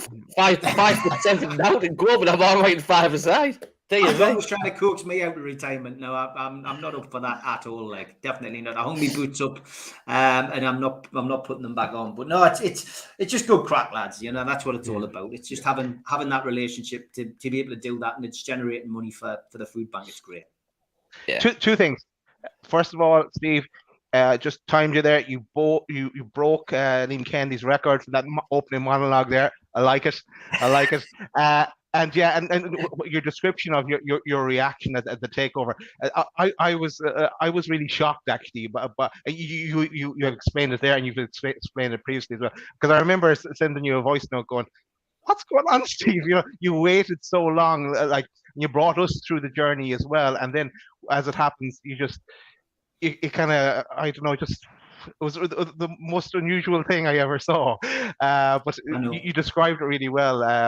And it's amazing how it affects everyone in different ways as well. Because you had been, as you said, pushing an immovable object for so long. So I just think being on the inside, lads, it was a different thing altogether. And I mean, you know, you guys were in a privileged position. I mean, probably out of all of you guys, Pete was the one who was always on the phone, and him and Nathan were both on the phone quite a lot. We'll not say anything, Steve, but can you tell us this? Can you tell us that? And some, you know, most of the stuff I couldn't, but I did give them a few gems, and the you know, fair play to Pete and Nathan. They were as good as they were. It never went any further, and yeah, it was great. And it was a unique position for fans to be in, because, you know, Keith was in conversation, constant dialogue with the Newcastle United side. You know, This Keith, yes, this Keith. And we were in conversation, and I was in conversation with the buyers. So for having supporters being that close to the deal was bizarre. And when I look back on it now, it's bizarre. My dad said to us, he texted us the day and says, "Wow, a year since all of this happened." And, you know, I think my dad, I heard you talk about Rafa before I came on. I feel sorry for Rafa, and I feel sorry for Owen Brown, because Owen Brown was the man who got Amanda Staveley to Newcastle United, Rafa's agent. He was the man who brought Amanda and Mia Dad to the football club. Had he not brought them to the football club with the intention of getting the club bought so that Rafa could have that dream and achieve his dream at the football club, this deal probably wouldn't have ever gone ahead. And they probably would have looked at other options. But unfortunately, that's where we ended up, you know, for Rafa. And yeah, Rafa's dream, as Charlie said, didn't come to fruition, and it's just the way the cookie crumbles. But it's unfortunate for Owen Brown in particular, because he deserved to be part of this, and so did Rafa. I'm not unhappy with Howe. Don't get us wrong, and I'm not saying that you know, I'm not saying that it's wrong what's happened. It's just, you know, it's fate, isn't it? But happy days. We ended up with the right owners and with the right manager, and, you know, we are going to get better. Exactly, and there's only one thing that brought us here, and it's that one letter. Let's bring him out. Here's Keith. Welcome back, Keith. How are you doing, lads? All right? Evening, Keith. You all right? Good, Keith. Look, it's like you're sitting on a throne there. Get some stick for those candlesticks on a Friday. It's just all good on me. It all goes in my head at the minute. Once over, I used to bite, but now nothing bothers. I think if the takeover hadn't gone through, I might have still been biting. But the day that went through a year ago, the people are saying how you feel. There was some relief, but it was more nothing else matters. You know what I mean? Nothing else that people can do or say bothers you now. You know what I mean? And I love all this sports washing. I love this top. I love the fact that people hate us. I like, if you think how many years we were a non-entity, nobody was bothered about us, and we didn't really matter. But if you look at where we pulled Arsenal apart last year, you know, we were just too good for them. And the stadium erupted, and everybody come together as one. And that Arsenal game last year was the biggest message that told me what we can be, because they're not the best, but this year they look second or third best. You know, that's how good Arsenal are. And last year we destroyed them. And I know we'll buy again in January, but when we look at that club, we look at what we did to Man City. You know, at half-time at Man City, we were bossing them. You know, you got people like Haaland and that, they can always come back. Then you go to Liverpool, and you know, you go to Liverpool thinking I'd maybe take 3-0 defeat, and we're robbed in Liverpool. So when you look at it, we're not that far away from challenging, competing. So now nothing matters. I mean, we've got time, and we just got to sit back and enjoy it. So it's a mega time, but I think it's actually adds spice when people bring up words like sports washing and things like that, and where people get annoyed at who we are. And when you see Almiron get a goal last week, and him and Gamerish do that interview, you know, with the video, was just outstanding. So nothing rattles me anymore. I mean, my job's done, and like Steve just said, you know, there was so many people involved, and the only thing that could have gone wrong a year ago is PIF decided not to come to the table, or Mike Ashley had enough.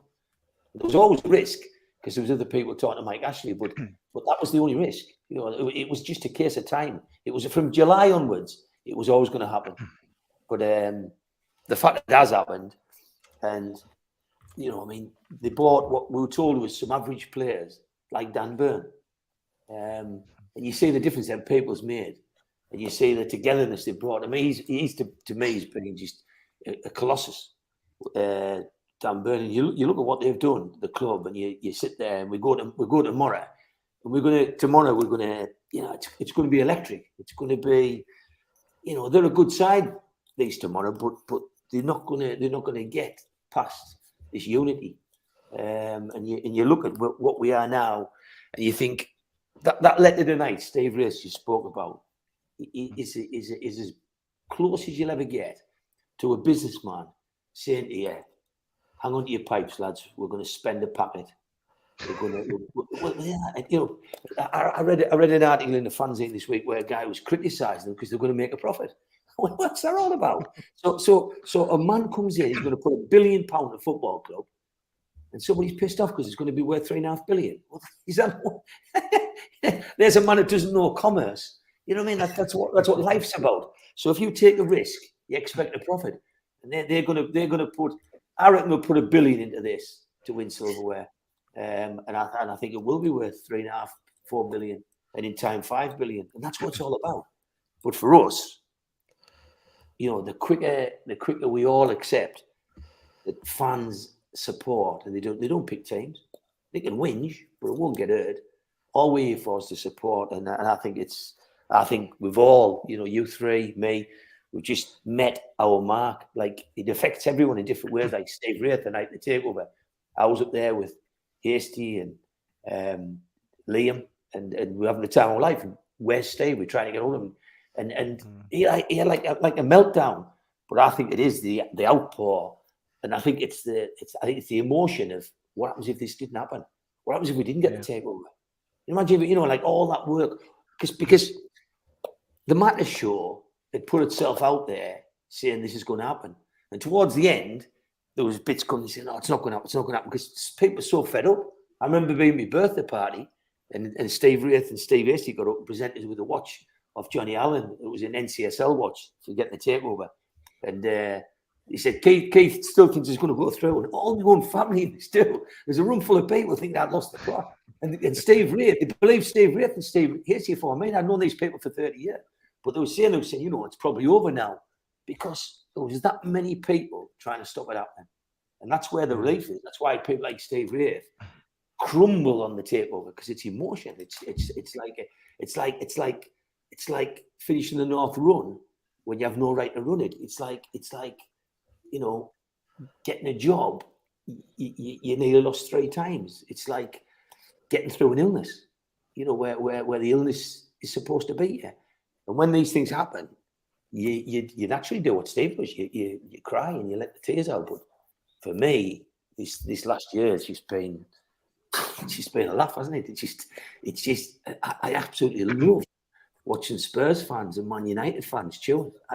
I love them 2 clubs cheering us. I just like honestly, if I was a fisherman, I'd just have Spurs and Man United worms, and I'd just sit and wind them up. But I'm starting to respect what Arsenal's done, but they've come back a bit, and I'm in awe of Man City. You know, I mean, that's the target. That's what we want to be. Because when you look at that Haaland, I mean, you're a freak. He's a total freak. He's like not a human being. But there's other people out there, and he can get injured. And there's other people. There'll be another Haaland. And there'll be somebody better than you. There's always somebody better. But Christ, we're competing, lads. We are competing. You're never ever going to have. You think of our kids. Think of I started supporting these in '69 when Davis was our centre forward. Think of where we've been. Think that journey. Imagine having a bairn tomorrow, 3-year-old. You put a black and white top. And say, there you go, son. You got to be in Newcastle border. What a life he's going to have.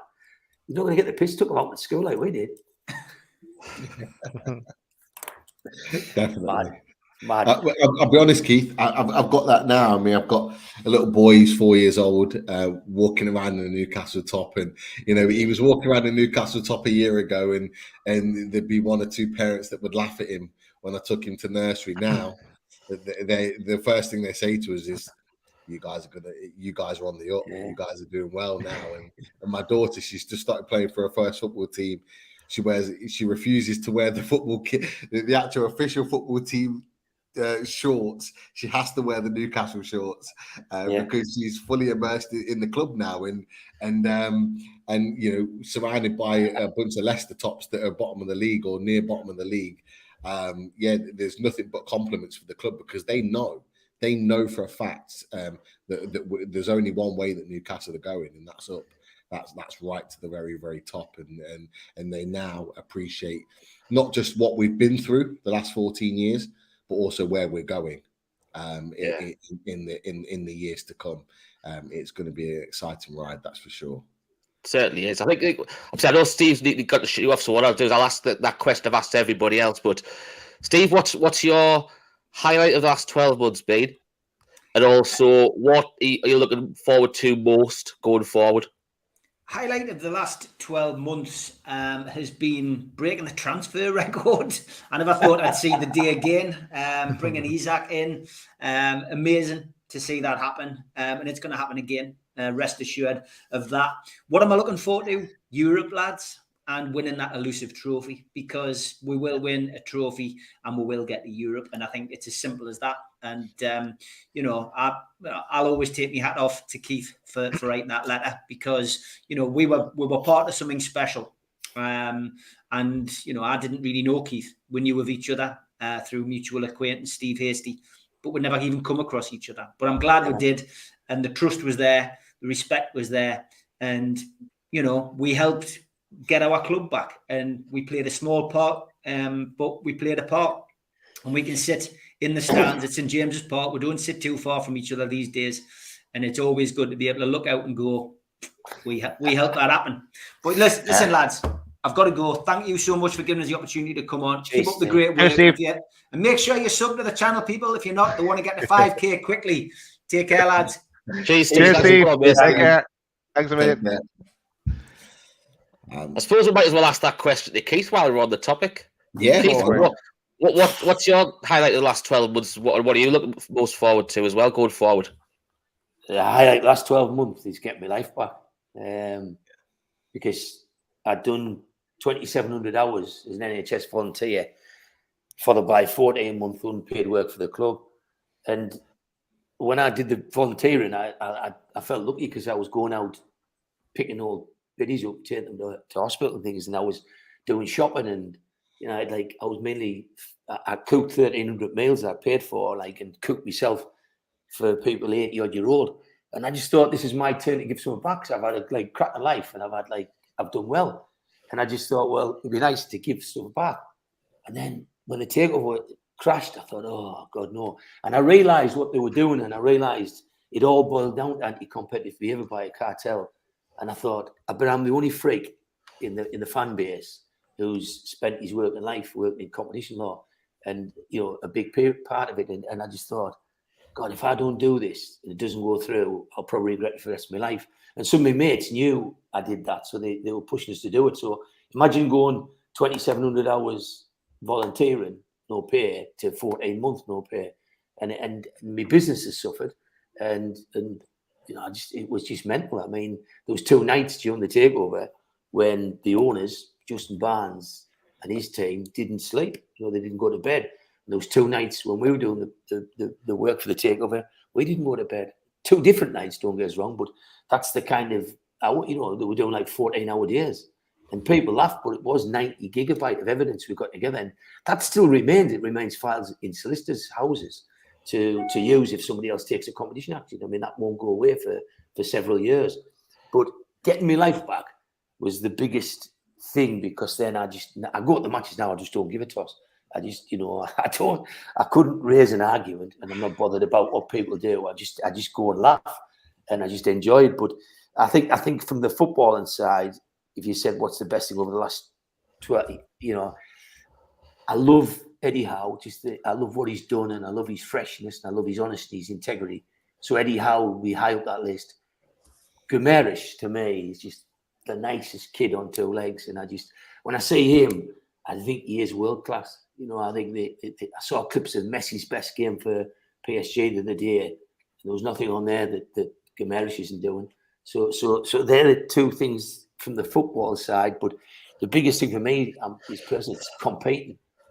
Pete, I'm competing again, and having, like, if we don't play Burn, we put Target in the left back, you just know both of them's going to do your job. Whereas only 2 years ago, you looked at both fullbacks and think they're going to get skinned. You know what I mean? So you've got Trippier at one side, and you look at the centre halves, and within reason, if he picks 2 centre halves out of Burn, Shah, and Botman, I'm not really bothered, because he knows more than we do. But it's competing, like, in every position. Like last week, Sean Longstaff run his legs off. Willock's starting to get his mojo again. And you just look and thinking, these are people, like, and then Joe Linton didn't play. So you just look and thinking, shit, we've got a team. And we've had it from good source that we're going to buy again strongly in January. So it's just competing, because we're just going to get stronger and stronger and stronger. When Maxi gets back, that puts more strength into it. When Isaac gets back, that puts more strength into it. So that's the big thing for 12 months for me, competing. If you said to me, what makes you buzz the most, it's standing the game, to blow the whistle. And I think, no matter who we play against, it's Liverpool at home, if it's Man United at home, if it's Spurs at home, and to a certain extent, them away, we've got a real chance of doing something. Going forward, again, I'm selfish. My buzz is getting points off the big 6, and one by one dismantling that cartel, and one by one becoming the team to watch. So I want to see silverware. I want to go back to Europe again and do days like I did in Bilbao. But the big thing for me is to damage the big 6, to destroy it, and to make football what it's supposed to be. You know what I mean? So I want to get rid of FPP. I think it's just I think it's the opposite end of the scale to anti-competitive behaviour. I think that's their way of stopping clubs catching up their little clique. So I would like Blackburns to come big again, and I would like Leicester's to come big again. That's what football is to me. The FA Cup. When you hear they're going to cancel playoffs in the FA Cup, you just think, what a pile of dog shit. It's not how I was brought up. It's not how your kids want to be brought up.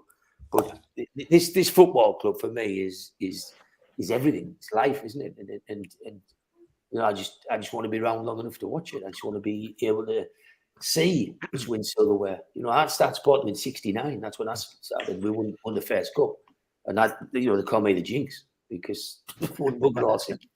But quite Keith, easy. I have a question for you, right? Let's hypothetical situation.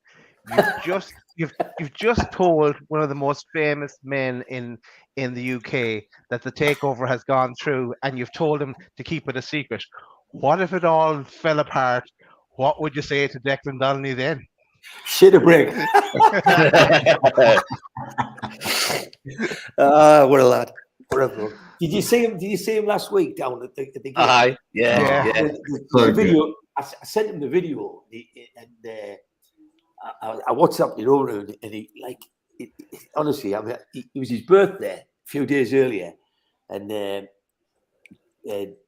Andy got him load that biltong, you know, and he wrapped him 20 presents up, and it was all the same stuff, and they were taking the piss out. It was really funny, and then the next thing is he turns up at the game, so he always got back, come to the game, and then there was that video of him dancing around, and he kept going inside, come back out and doing two, and he was singing like a 16-year-old kid who hadn't out, and I just thought, how good is that? Like, you know, when you're a multi-millionaire and you're one of the biggest celebrities in world television, and Newcastle means that much to you that you couldn't give a toss what you look like, and you jumped around like a bairn. What a bloke he is! Like, what you know, if anything makes you proud to be from this area, it's probably Hack and Deck. You just look and think, like, to have the best two kids on telly, both Geordies. You just think, how good is this? Like, it's surreal, isn't it? I think it's a Geordie thing, isn't it, Keith? Where Geordies always seem to be happy for other Geordies succeeding in life. Yeah. Well, at the minute, there's a big move at Newcastle. And I've been involved at this week, and been talking to a guy all week, and I'd loads and loads of tweets back and forward, and I'd stuck 100 odd people coming on these things. But it's where we feel for West Brom at the minute, because if people understand what deja vu is, it's like snap back in time. And when I saw that interview last night by Steve Bruce, well, And I just think that whole phrase just blows my urine, because I don't want to ever hear that phrase again. And it's like, and I thought we were the best team for most of the game, and they're a great. Every team Newcastle ever played were great. That's it. That's the expression as well. That is the expression. You watched that video last night? And that's the difference. That's the difference between Geordies and other fans, because other fans would just, or some of the fans would say, well, it's like nobody had sympathy for us. But it's amazing how many people got on. I think there was like 150 people liked the tweet I put up about Bruce's interview, and all the people were not gloating. They're all saying, I feel for you. I really feel for you, West Brom. You will come back again, and trust us. When he's gone, you will grow again. And just to go back in time and remember what it was like 18 months ago. Remember when we hadn't won a game, 14 games without a win, and he still was determined, hang in there. But I tell you honestly, if ever a man, he can cling to the ladder tight like a rat up a drain pipe, and he'll just not go until he gets that payoff. And he I've just read an article there where there's a video of West Ham person where Bruce's son's given one of them to this kid because he said, why don't you just both leave our club? Yeah. You know what it's like when a bloke has less clue of setting the football team up than you have. He's got dinosaur tactics, and that's where we were. So when you talk about the last 12 months, that's what we should have all said. We should all say, get rid of Bruce. That should have been, because we were going to League One, just like West Brom, 6th in the league when he joined. Bottom three now, bottom three. And it's wrong, isn't it? It's Keith, do you not think? Obviously, we all feel the same about Steve Bruce. It's obvious, but his wife might not. Well, yeah. Well, I would be so sure about that, Keith. I think Dad's already alluded to that already.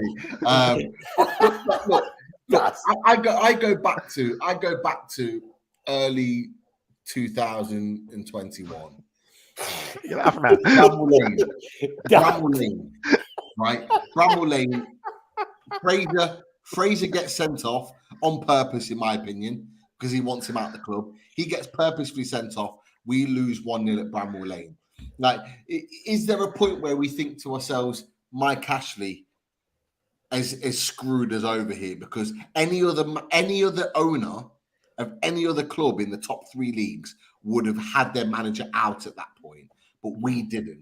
Do we not point the blame at him at some point because of the crap that he made us sit through? Pete, you've got to blame Mike Ashley, because at the end of the day, he was the one that was stubborn enough not to, give Rafa an extension and give him what he wanted to try and build the club.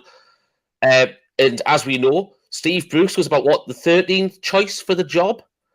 So, if that, and we've discussed this before with Steve Bruce.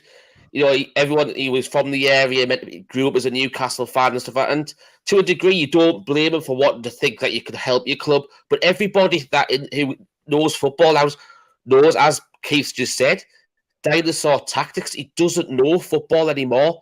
He played the game, 80s and early 90s. He's that out of touch with football nowadays. It's just unbelievable. It's just seems he's going from one payoff to another payoff every single time going forward from now on. But that's what I mean, though. Is it like, any other owner would have put him out of his misery after that Bramall Lane game. We sat through that. We talked about that in length, about how shit that was, and we question marked Ryan Fraser about the red card. People wanted him out of the club off the back of that. From what's transpired since then, it's clear that Ryan Fraser wanted him out of the club. So he almost purposefully got sent off because they thought, and we all said it that night, they thought that he was going to get sacked off the back of that.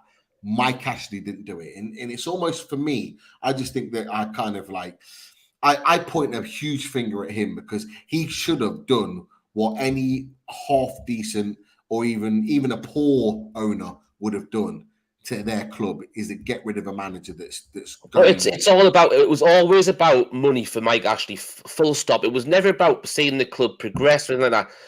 Rafa left because he wasn't promised to get any money going forward. He wasn't going to be able to build the club. So that's all about spending money to, for Christ's sake, everyone knows that you buy a football club. Yes, you buy it in investment as well, but Keith will tell you this, he's a businessman. You've got to speculate to accumulate. You can't just expect money to, spend nothing and money just comes straight in. And then after that, he loses Rafa Benitez because he only probably let him go because he didn't have to pay him any compensation because he was out of contract. And we all know the reason why he didn't fire him after the Bramall Lane debacle was because he had the amount of compensation he had to dish out to Steve Bruce and to his coaching staff. It's all about money. He couldn't see the fact that you get rid of Bruce, then you've got a chance to stay in the, because yes, we had some good performances that got us out of the relegation mix that season, and we finished a lot higher than what we should have. But at the end of the day, we were lucky. We were very lucky that season, very lucky to stay up. And we probably deserved to go down. But does he not realise how much it costs you to go down as well? Would you not rather get rid, bite the bullet, fire your manager, and pay off $5 million compensation, or lose all your Premier League payments going forward for the rest of how many years because you've been relegated? It just makes no sense whatsoever. That guy did not have a fucking clue. Richie, can I interject for 1 second, because we got a bit of breaking news? A guy has joined us live from what looks like the back of a taxi. So out in Saudi Arabia. So let's bring him on. Good evening, gentlemen. Yeah. Here he is. Top man. What are you up to? In Riyadh. I come to join a party. What was all that rant about, Richie, man? It's meant to be a celebration. It's always when Richie's ranting and something happens like this. I know. All this foul and abusive language. Have a bit of courtesy. I wouldn't have said anything when you were coming on. Hey, That's how's my it going? taxi driver. I love it. I've been How's busy things, my all friend? week, You and okay? I've just had time to go and meet Steve Bennett, who was a fan of the show. Oh, Steve. Hey, all right, Steve. So I've just met, well, he's not with me. He'd be watching now. So I thought, right, I'm going to have to jump on, especially with Keith being there, because me and Keith done a lot of work And in fact, Keith didn't do much. I did most of the work for this. Did he just copy and paste your letter, Stu? Honestly, I was his PA. Yeah. Copy and paste. See, it's only right now. See, Richie, people laugh. It's important. Stop being angry with people. See, Bruce is gone. The future's We know. great. We know he is. Seriously, Bradley's gone. I've been really busy all week, in a good way. And I don't know if you've seen a tweet I put out earlier, but the improvement, advancement in Riyadh in the last 10 years has been amazing.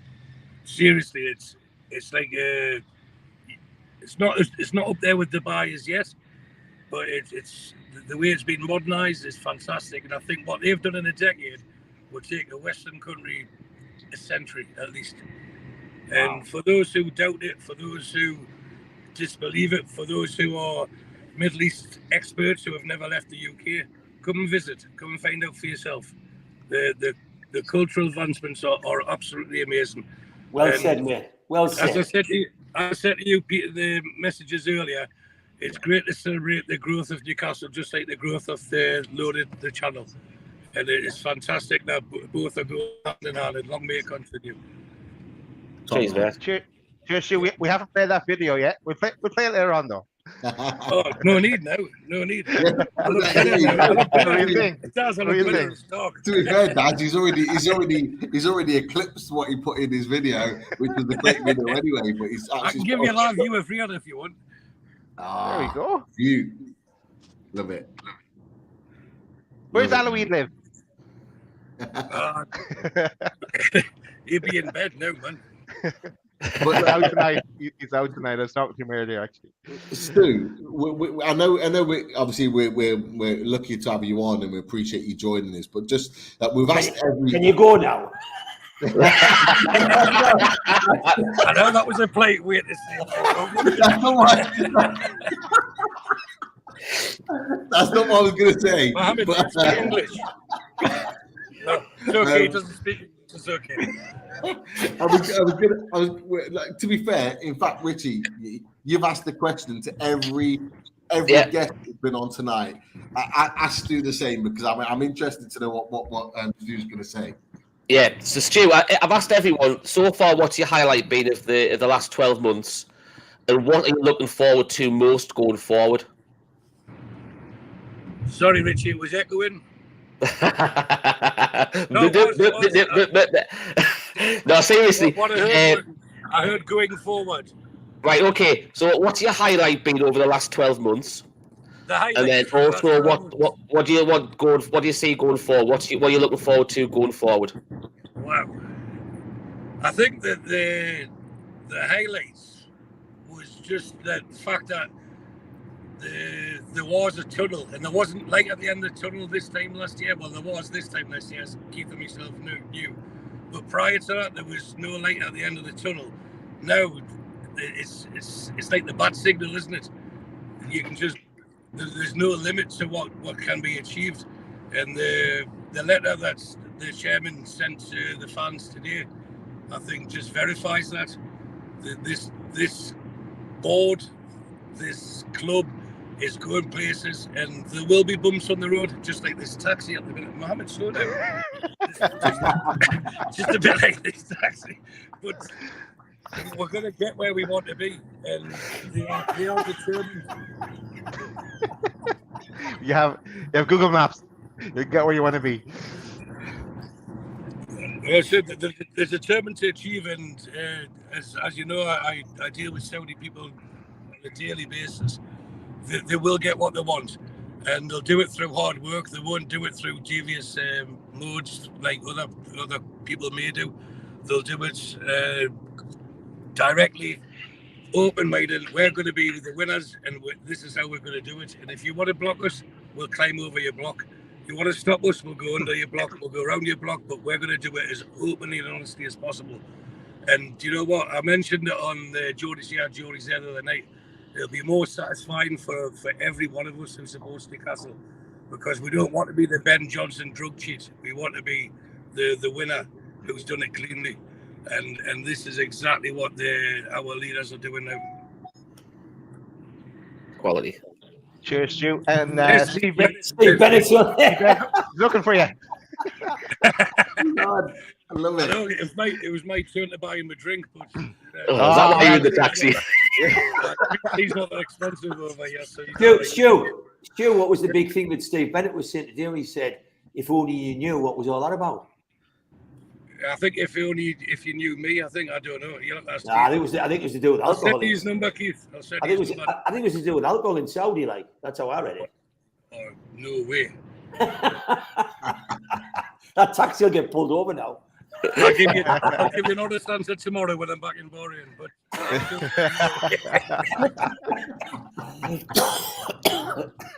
love it. And Steve Bennett's confirming that he never bought a drink. I don't need your help. He never bought a drink. Is that true, Stu? Steve's have put on the comments. He never bought a drink. Is that right? Of course, you don't buy drinks, do you? It's illegal. You just pinch them.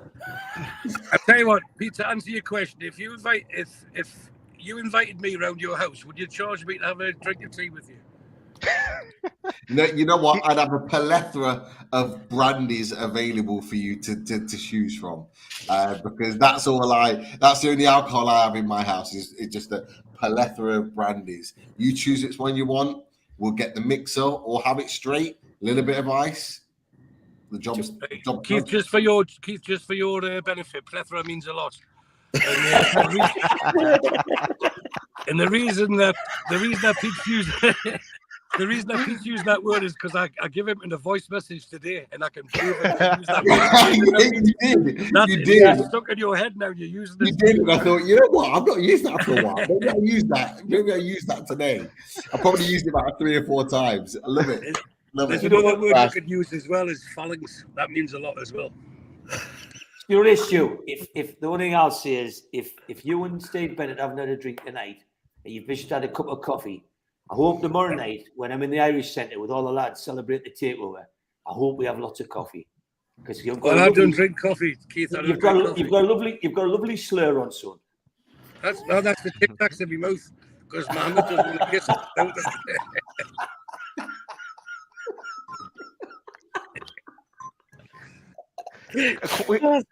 We have a question too from. There's a noise outside the police car.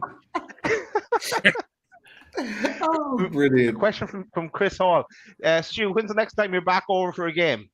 I'm not telling him.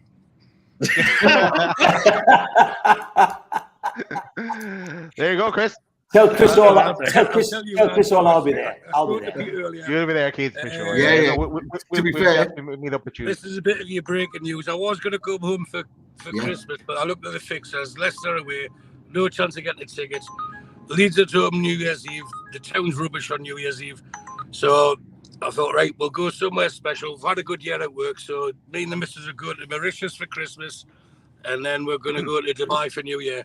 So I reckon the next time I'll be home for a game, apart from the League Cup final that we'll be in, will be in April for when you guys are there in April. And I'll meet up with you all then. Lovely. Yeah, to be fair, Daz, Stu said that to me earlier today. He said he's going to try and make the Southampton game so we can all meet up together. So that'll be a top day. That will obviously Keith. Hopefully, you'll be able to join us on the day. I'm only going in April because it's my birthday, and then Keith will have to feel obliged to buy a drink. So he didn't last year. So basically, Stu's only coming so he didn't have to buy a drink. I tell you what, I can't have to look forward to the matches between now and April because Penman won't be there. Can you hear us or I haven't been arrested? We can hear you too much, son. I'll come out and come back in and hear us. Love it. I can hear you. We can hear you, Stu. Well, Gary's asked the big question. Has Bruce been sacked yet? I hope so, but I have no idea. I don't know. Did you see the video last night after the game that was trending on Twitter today, where he was walked off and all you could see it was saying, "I'm going." That was all you could actually mouth it, saying, "I'm going," and everyone was saying, "No, he's not." He's saying, "I'm hungry."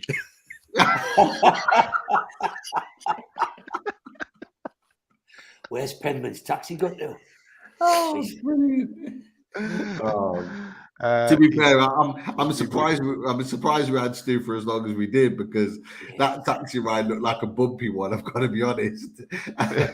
A few that he's gone. Look, it was great to have Stu on. He wasn't sure if he was going to be able to make it tonight. He's been super busy with work, and he said, look, he would try his absolute best to join us, and he did for a short period of time. Massively appreciate it. And yeah, there's a few digs in there from Stu and Keith, and there's plenty more to come. There's no doubt about it. Steve Bennett's been on there as well, been involved.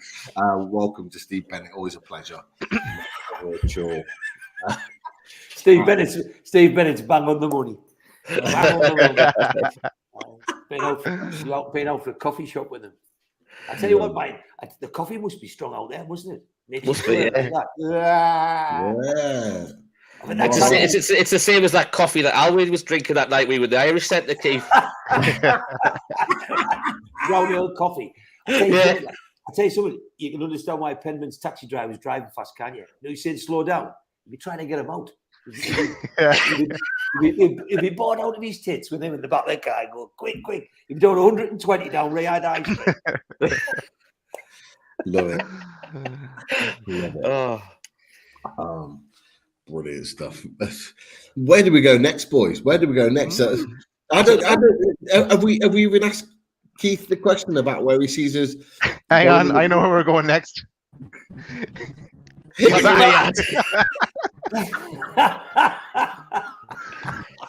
car's crashed. It's all black out. Love it. No, can't hear us. Yeah. What?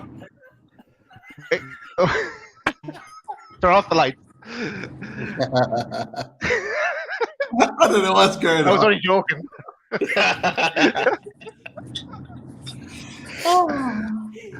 Right, while Stu is starting that out, let's look at the questions, because there are some questions, but they could be for Paul to interview, or Charlie, or because anyone. Let's just throw them out there. Why not?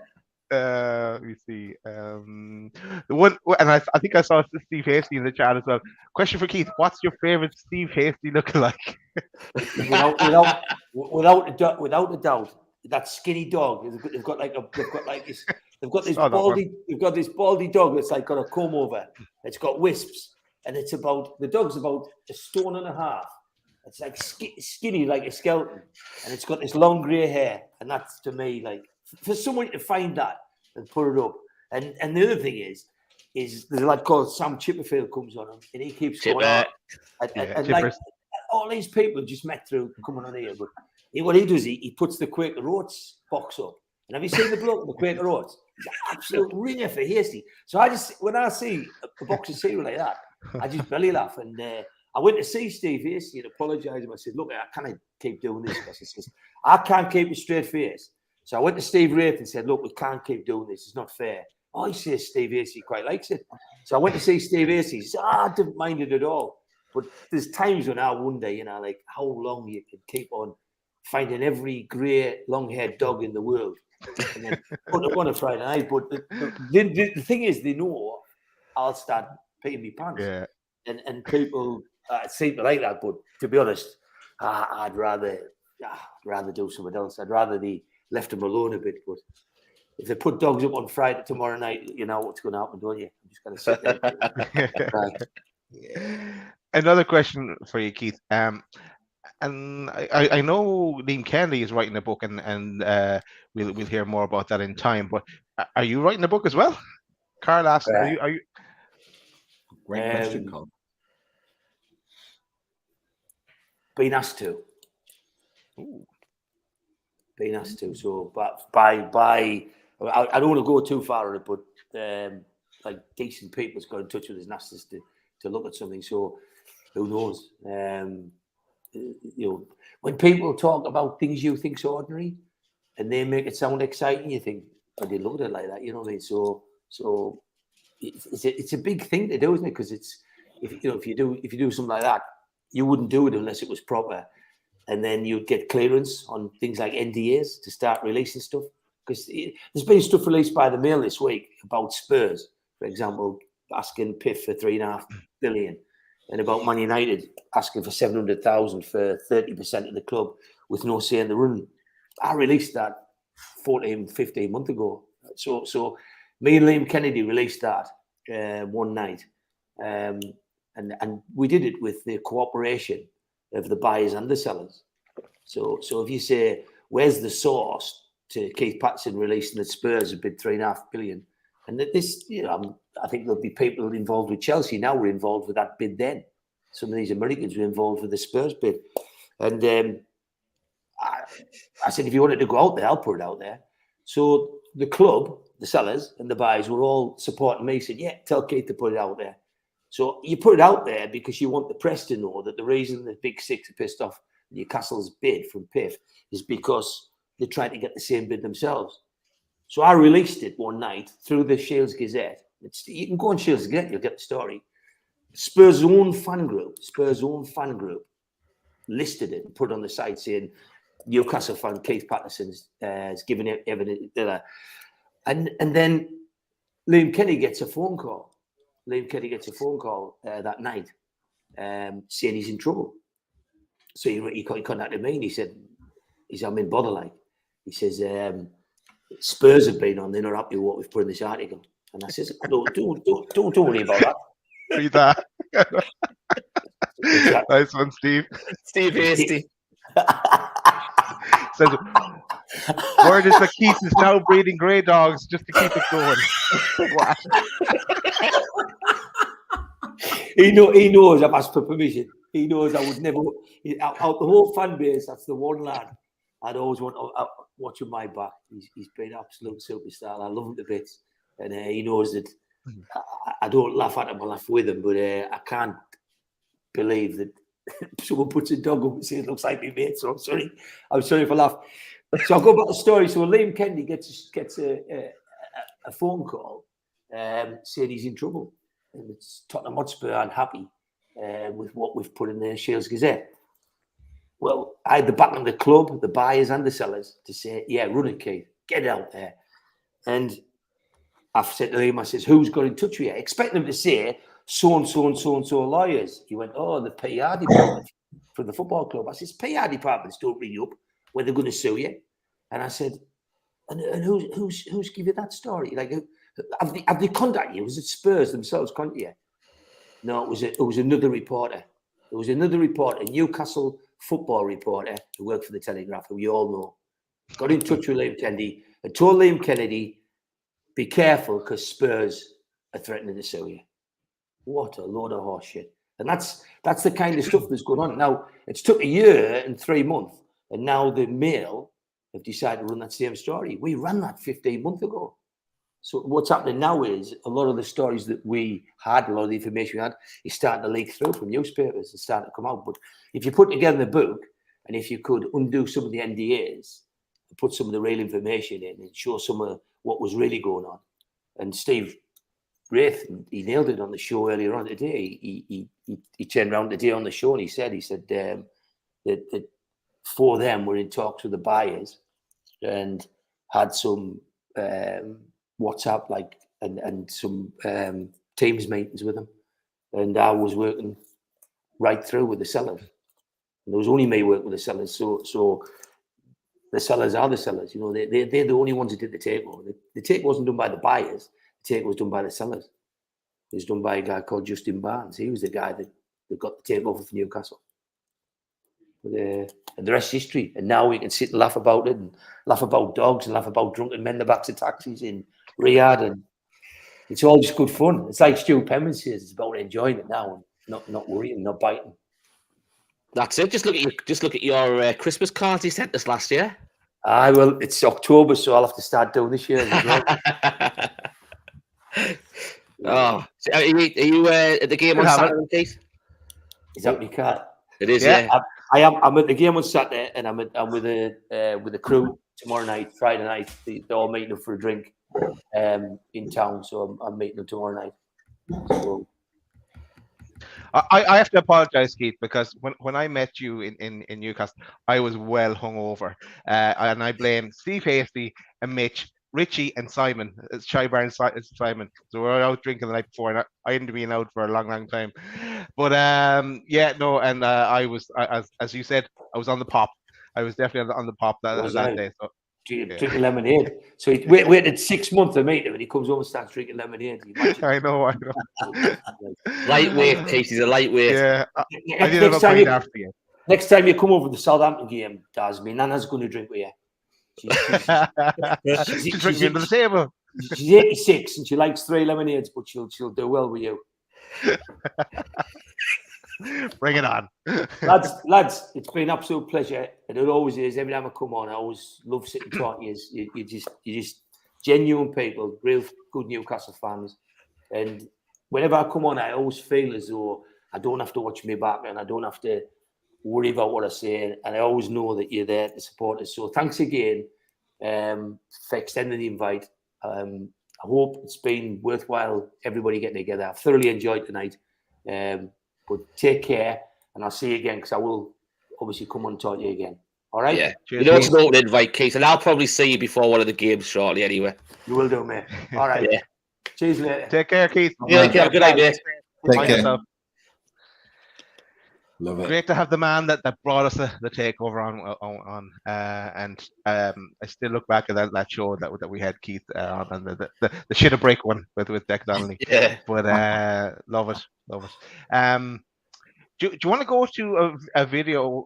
We're not going to play the Stu video now, but we play the Mitch video, because it's not looking like Mitch is going to be able to join us. So he sent us a video just in case he wasn't going to be joining us. So maybe we'll play that. Yeah. I haven't listened to it yet. I just uploaded it. So here we go. Hello, everyone. Well, what a year it's been, eh? Here we are, 1 year down the line, and it's really just the beginning of the beginning still, and what progress we've made and what a journey it's been. This time last year, I was sitting looking at a flight manifest with certain names on, thinking, oh my God, it really is happening. And so it did. And cans is the kind of phrase. Sorry I can't be on with you live tonight, but I did want to send a message to say hi to everybody at Loaded and say, keep up the good work, lads. You're running a good channel. And anybody looking to join the celebration with the NUFC Matters gang tomorrow night, I wish I could be there in Newcastle, but distance means I can't. But it doesn't mean we're not there in spirit and we're not all together. We're always better united. And going forward, it's just going to get better and better. See you later, everyone. Well said, Mitch. Thanks for that. I've got to say, I love his picture on the wall of him in a dentist chair with his Newcastle top on. I didn't see that. I have to watch it back again. I didn't see it, Daz. Oh, God. Love it. I've got to be honest, Mitch was gutted that he couldn't make it. He's really, really looking forward to coming on tonight. But obviously, other commitments, they come, and it's been the same tonight. Sean Casey was going to be coming on, but he's had work commitments that he's not been able to make. It's what happens, and this is the life that we have as those that put the content out. But look, we've had some brilliant guests on tonight. Surprise visit from Steve, the likes of Paul, Charlie, Keith. We've had some brilliant guests on tonight. Loads to chat about. It's been a good reminisce. It has, yeah. Sure. But I don't think we've asked ourselves this question about the question that Richie's asked everyone all night. Basically, I don't know if you want to put that question out there or tell us your own opinions, Richie, on the question that you've been handing out to everybody. Do you know, I probably need time to think about it. There's been that many highlights over the last 12 months, hasn't there? I tell you what, for me personally, you'll know, obviously, from being part of the channel, that for me, I'm going to have to say the Everton game at home. And the main reason was it was the first game where I was able to go to a football match with my eldest son, because he's never, ever been interested in football. He went away to university last year, and he was just sitting in the student union, never really watched a game of football, and he saw Everton play about 25 minutes of a good half last season against Burnley, and fell in love with Everton for some stupid, bizarre reason. I start to think, is he a love child of Chris Hall for some reason? And I'm concerned about that. Sorry, Chris, I love you really, mate. But no, so it was like he came all the way back down to university. So we both went to the game. We met Keith and John Justice Allen before the game, and he's hiding there with his big, heavy coat on, with his Everton, his Everton top underneath. He's dying to show it off and stuff like that. So I wouldn't show it off if I was you. You'll get your head freaking kicked in. And then we got to the ground and stuff like that, and it was a pretty slow start and stuff like that. And he decided to go off for a piss. Missed the only goal that Everton ever scored. It's St James's Park that night, so he missed his first Everton goal live. Came back, Newcastle equalised, and then the rest of that night was just, the atmosphere around the ground was just unbelievable that night. It was just, I can't remember who the guest was earlier on. It was Charlie. They said what that night was. We were lucky against Leeds the week before, but the Everton one, that was the one which really, really turned things in our favour. It got us out the bottom three. The atmosphere on that night under the lights was absolutely amazing. I think you could probably look at the Arsenal game at the end of the season. Obviously, I can't come because I wasn't there, personally, because I had to be in the Football League that night. The Leicester game, just because of that way that finished. Obviously, Pete was there the same day with me, and that the way that finished with probably what the best goal of Newcastle scored all season, with the winner with Bruno's diving header. They're probably the three on pitch ones, but the Everton one overall for me is a highlight on a personal note. Going forward, I think it just has to be what I like so far is, and I want it. It's the most important thing going forward as well. I think it's, yes, obviously we want it to progress, but I like the unity that's going on full stop with the club. Everyone's singing on the same hymn sheet. The majority of the fan base are happy with what the club's doing. They're getting behind what they're doing. They're supporting on it. Who would have thought that? Obviously, when the consortium brought the women's game, the first live one, to go to St James's Park, and for I think was it tier 4, tier 5, the ladies are in, and to get the capacity they got, it blows a lot of the WSL attendances out now, and. You see now that on the back of the way the Women's World Cup's gone, that the WSL teams are now starting to, they're taking their teams to the main ground as well to try and drum the support and stuff. But that support, that's the whole unity between the fan base for over 20,000 fans to come and watch the ladies. Do you know what I mean? It was just, that would never have ever happened before.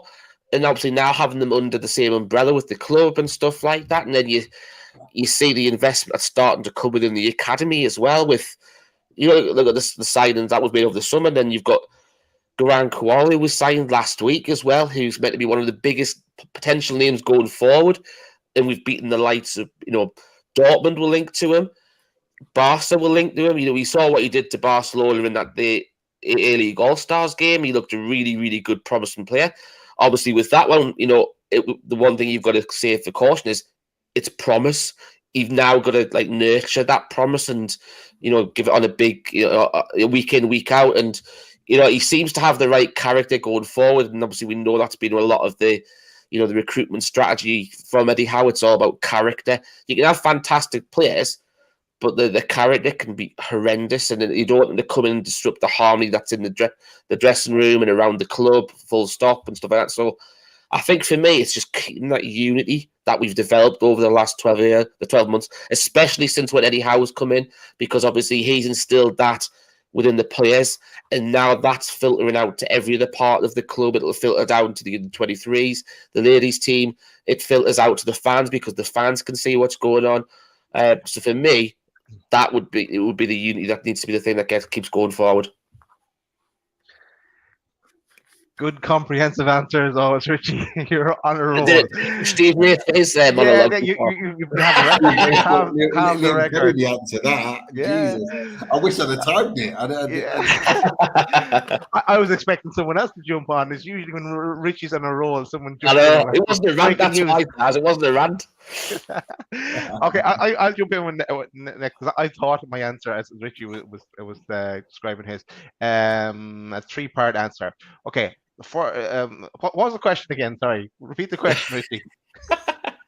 What's your highlight been over the last 12 months, and also what you're looking forward to most going forward? Okay, I'll answer the first bit first. Last 12 months or so, it's been these owners coming in, and if Mirdad said it back in the tweet on the 14th of August 2020 with the Rick Astley song, "Never Gonna Give You Up." Amanda said it in the interview on Sky Sports. Then they're never disappointed. They're with us all the way. Like you couldn't get better owners than what we have. Like it's absolutely unreal. It's winning the lotto and then some. I always thought I don't want to win the lotto. I just wanted this takeover to go through. This particular takeover that do for me. And happy to watch it all play out in the background. So that's the owners. Then the player we got to bring in is Bruno. I don't know why everyone's laughing. What's going on?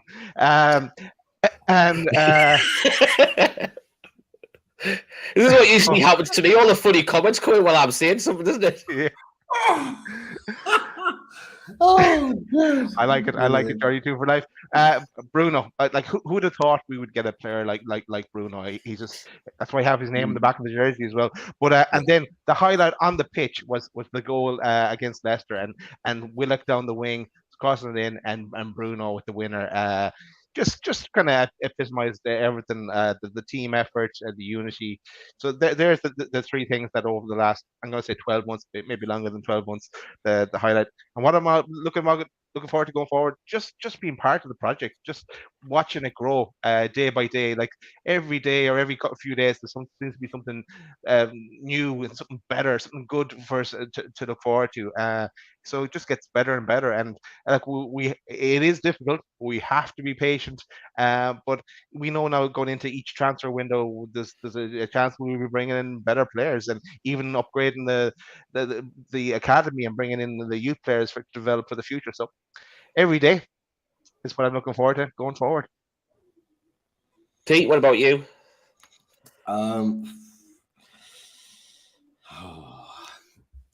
I could be here a while thinking of all the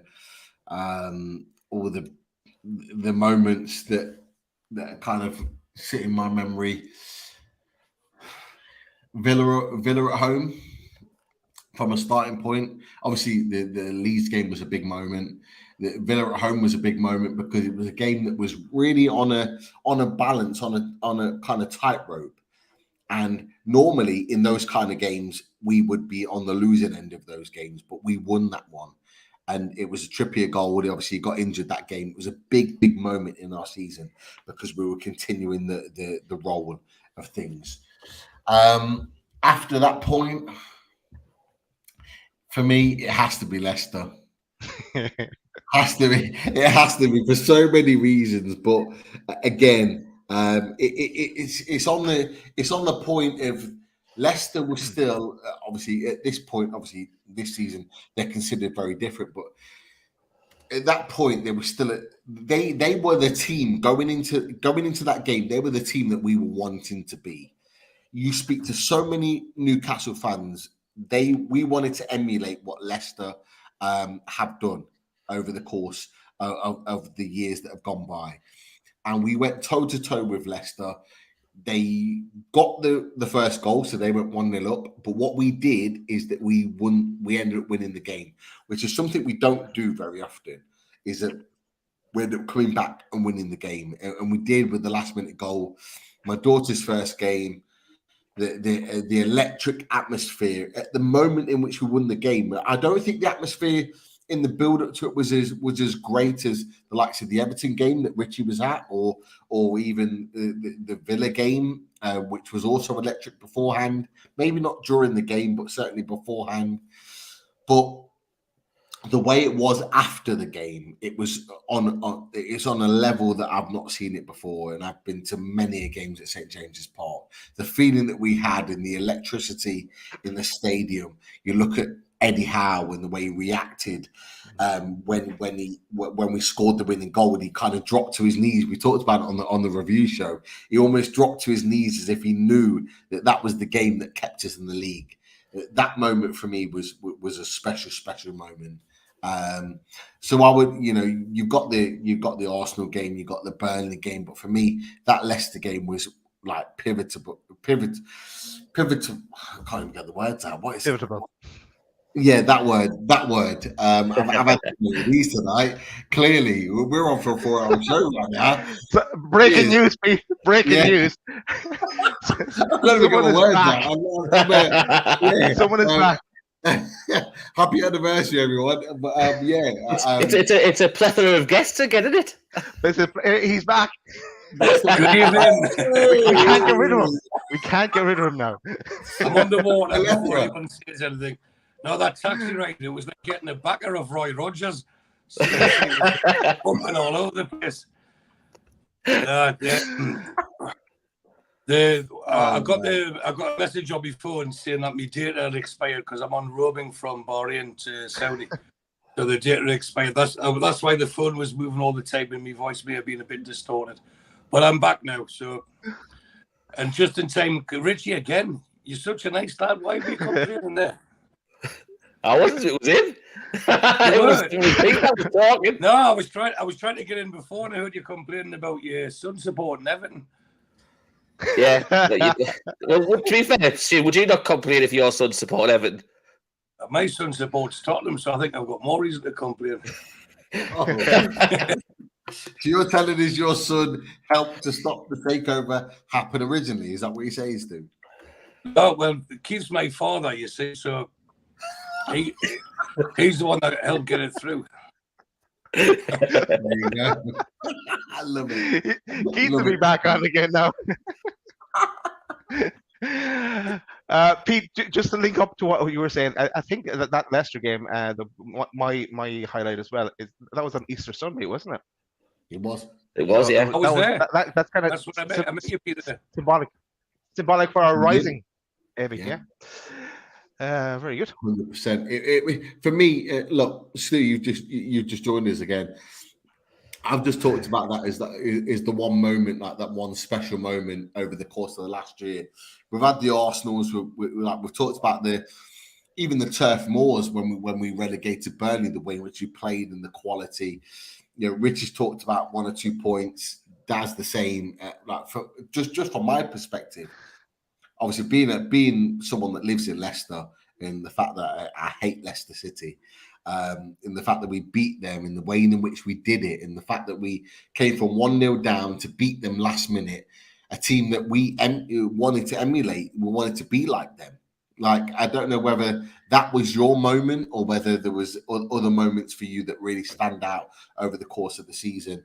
There was three for me, Pete. There was three for me. Go for it. The first one was Leeds away. That's when we won there, and I felt we've got a chance. We can do this. I know on this show I'm branded Positive Penman, and but even then, I thought right now more people start believing it. We can stay up.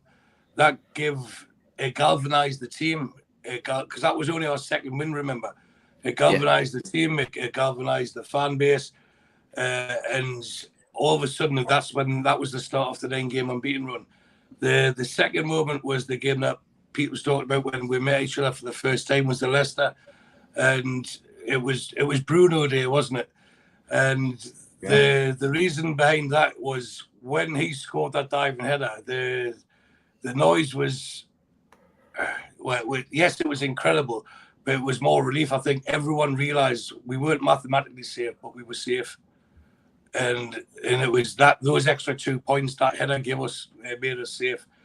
And the last game for me was the Arsenal at home, the way we played them off the park and in their faces, front foot, the high press, the confidence that made us, I think, believe that we could actually go places. and we can challenge quicker than what a lot of people would have thought 2, 3, 4 months prior to that. And I think we've carried that on this season. We've been unlucky with VAR, we've been unlucky with some decisions, and the fact that we've only lost once. If you put this season in context, if the games were only played over 97th minute, we'd still be unbeaten. So there's not many teams that could say that, and we're only going to get better. And yes, I understand people want it now. We want it now. We want it now. But look at where we were, and I know people are sick of hearing this, but look at where we were this time last year before the takeover happened, and we would have been. Even if you go back further, Daz, if you go back to where we were in October, and the amount of points that were, sorry, mate, but for a comparison, we would have been, for sure, we would have been relegated. I don't think anyone would have doubted we'd be relegated, and we'd probably be sitting where West Brom are now, hearing the same excuses. And it's the Lady Luck shined on us, and we've got the best future of any team in the country, and we just have to be as patient as we possibly can. It's like going down the stairs at Christmas morning when you're 6, 7-year-old, knowing Santa's been in, you just want to dive in and get the presents, but your parents are saying, just take your time, just hold on, let me go and check to see if he's been there. But once you get in there and all the presents there, we open one present, we'll open lots of them, with the presents being trophies, that is. So it's the anticipation is probably the hardest part now. But isn't it nice when we're talking about, that 2 points could cost us Europe? Those 2 points would have got us relegated last season. For any game we play this season, doesn't matter where we finish, we're never going to be in a relegation discussion. So thank you to PIF, thank you to Amanda, thank you to Maydad, thank you to the Reuben brothers and to Jamie, and thank you to Eddie Howe for twice pitching yourself forward for this job in a convincing enough manner where they decided to take you on. We salute you like that. Definitely. There you go. Surely you don't drink alcohol in Riyadh. Despite what Patterson was trying to cause trouble about. Stu, I have another question for you. How sick were you when that fourth goal went in against Fulham at the weekend? How sick? Yeah. Oh, sick. The 3-1. the 3-1. No, well, the fourth goal made it 4-0 anyway, so it was a bit of irrelevance. Yeah. I thought it would have been, they didn't need to score that one, knowing that if he was going to make those changes to make it 3-1. But this Saturday it'll be 3-1. 3-1.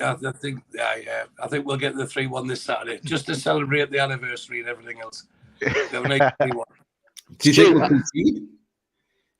Sorry? With Big Sven Botman, that beautiful Dutch beast of a centre back, do you think we're going to concede on Saturday? I don't think we'll concede. I know the best starting to look a bit dodgy. It's been dodgy for the last 15 years, hasn't it? But strangely, when I was with Steve Bennett earlier, I was explaining about the 3-1 bits and how it started, and it was when I was like 18. Obviously, that's the legal age to gamble, and with that's when Keegan first took over. If that season, the promotion season in 92-93, we won a lot of games 3-1, and then when we got promoted, there was a lot of 3-1s and 4-0s. So I used to put a fiver on 3-1, 4-0, and then we started occasionally winning 4-1, which are obviously the bigger odds, aren't they? The higher goals are bigger odds. But I always stuck with a 3-1. And for some reason, I've seen some stats that it was on Sky Sports that the most profitable scoring was 3-1. So I thought, well, I'll stick with it. And then we went through thin and thinner and thinner and thinner and thinner. But if I ever got to a game where I didn't do it, they'll win 3-1. And I think the best example was when we played Man City at home just a few months back. And I was in Dubai with Mitch watching it. And we're 3-1 up. And I'm sitting there at a tenner on 66-1. And I'm like, just blow them. Cash out. There's no need for it, And he's like, cash out and everything else. He's like, just cash out. And I won't do it because it's like watching Deal or No Deal. I'd rather lose than miss out on the $250,000 on Deal or No Deal, if that makes sense. So I would never cash out in a bet because the bookies win enough. So if it comes in, I would have been devastated. So I just stayed with it. And then after about 5 minutes of getting me hopes up, Man City destroyed it. But what a fantastic game it was. And again, this season, that shows us we're on a level where we can compete. We shouldn't be afraid.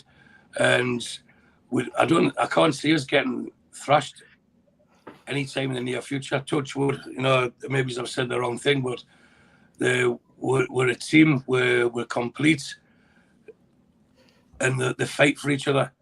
And yes, we had a disaster at I nearly said Main Road there, at Man City last season, and again it's against Tottenham. But I really can't see this Newcastle, this season's Newcastle, with the confidence they've got. They're more used to each other. There's been better players added to the squad. I can't see us getting beat 4-0, 5-0, 5-1 for the foreseeable future. I really can't. And if it does, it will be a blip. And without dropping names, which I can't do, but one of the clients I was with is close to people on our board, and he assured me that we will sign someone big in January. They'll spend big money, but only on like a big amount on one player, because they want to add to the quality now, the depth's there, and if you put more on the top, the bottom eventually drops away anyway. So then the squad itself gets better. And they reckon there'll be 2 or 3 big names come next summer as well. So it's all exciting stuff. And the patience is the word that we all hear and we all don't want to hear. We want it now because we've waited, like all of us, all our lives, we've waited for Newcastle to be like this. Even with the Keegan years, I watched them home and away. And you think, right, we'll win something. We're good enough to win something. And we never did. And then even when Sir Bobby took over, there was always something in the back of your mind thinking, yeah, we'll compete, but we're never going to climb over the last hurdle. This time, we're not going to climb over the last hurdle. We're going to smash through it. And I really hope we don't get complacent in 5-6 years' time. We've won again. We've won another trophy. Because there'll be many a grown man, my age, my era, that will cry when we first win a trophy. And I don't think we'll be embarrassed to say that. And someone like Botman, I think he's amazing. He's absolutely amazing. He's never lost a header, apparently, this season. No, 13 aerial duels, won 13 aerial duels. Again, like the club, like Bruno, he's only going to get better. And when they start adding these exciting players in, it's too much to comprehend for most of us who have watched Newcastle all this time. But we're going to have to get used to it, and it's a nice thing to get used to. Stu, I want to take you back 12 months, right? And the reason why I want to ask you this is because I was watching the Takeover show again today, just because obviously we won for 3 hours. And I mentioned earlier on with Steve, we missed a lot of things because we were well-oiled that night, forgot little gems that happened during the night. And yeah, one thing I want to ask you, because you mentioned about having a gamble on the Man City game. You said 3-1 and Mitch told you to cash out. I want to know how much money you had on Eddie Howe to be manager, because when I watched that show about you were the first person that turned around when asked the question, who do you want to be manager? You said Eddie Howe. So I want to know how much you won. Well, I don't gamble anymore, Richie. I think just in case my wife's watching. So, but let's just say at one stage there was I think it was it Gordon G. Stewart did a program called 15-1. If you add one number onto that, that's what price I was quoted from my local turf account. Very nice. I take you must have had 31 on that, did you? I had about 20 pence on 16-1, yes. I really hope she's not watching. Sorry for your figures and that, but I really hope she's not watching. That's all I was going to try and get on tonight. I'll soon find out when my other phone starts buzzing. Is that the one the data ran out on? Yeah, no, but it's strange when you talk about last year. Last year, I was visiting my son in Tenerife, and I knew, I know we were joking about it before, but I knew with Keith and Mitch and Steve Wraith and Steve Hasty, we'd been told that it was going to go ahead maybe 4 to 5 days beforehand, but we'd had these false dawns before. So it was one of those where I was getting lots of messages for a few months. I thought I'm not going to see anything this time because, well, to a couple of close friends, I did look at this is what I've been told. It looks like it's going to happen, and I told my brother and stuff like that. But I was in Tenerife, and when I'm there with my boy, I have him day and night. You know, I only get him to see him 2 or 3 times a year, so I have him day and night. But one visit, one night per visit, I'm allowed out with my old friends because I lived there for a long time, and that just happened to be Thursday the 7th of October. So I was out early doors. The ex picked them up from school at 2:30, so I was out about 3 o'clock. And by the time I come unloaded to celebrate the takeover, without exaggerating, I think I would have had about 12 bottles and about 6 Jägermeisters at that stage. 12 bottles of Budweiser. And bear in mind, I drink Strongbow most of the time now, since the Middle East, because it quenches the thirst with the heat. But in Tenerife, I was drinking the Budweiser, so I was back on that. And I just remember standing next to the road and all these cars going past, and I just didn't care because we'd been taken over, and it was such a fantastic feeling that everything we'd hoped for would happen. And as I said, the one thing we can hopefully we'll be able to relate to is when we eventually win a trophy, because we desired that takeover so much, you know, whether fate allowed it to happen or whether it was, you know, karma or whatever. And when we win a trophy, it'll be the same thing. It's like, well, what next? Well, unfortunately for everyone else, what next will be more trophies, because if anyone reads in that statement from the chairman today, they are on a mission, and they will be a dominant force in football, and we're just the lucky beeps that are supporting this club that are just going to have to get used to it. And I can't wait. I really can't wait. Quality. Love it. Absolutely love it. Boys, we've got 17 questions in the chat. Is there anything we can throw Stu's way? Because I'm going to have to go to bed soon, and I've got a flight in the morning. Quick question. Go on, Taz, you can do it. I know you're a busy man. Pick the best one out. Seeing there's any of them a question, because there's an awful lot of them that aren't questions more. Just to clarify, I don't drink coffee. I never have drink. So that'll put Mr. Patterson's rumours to bed. Well, I'll go with this one from Alan. And it's any view on Paqueta at West Ham so far? Nowhere near Bruno's level. Is that for me? Yeah, go for that. Yeah. Well, I could be flippant and say I don't care. He doesn't play for us, but we all wanted.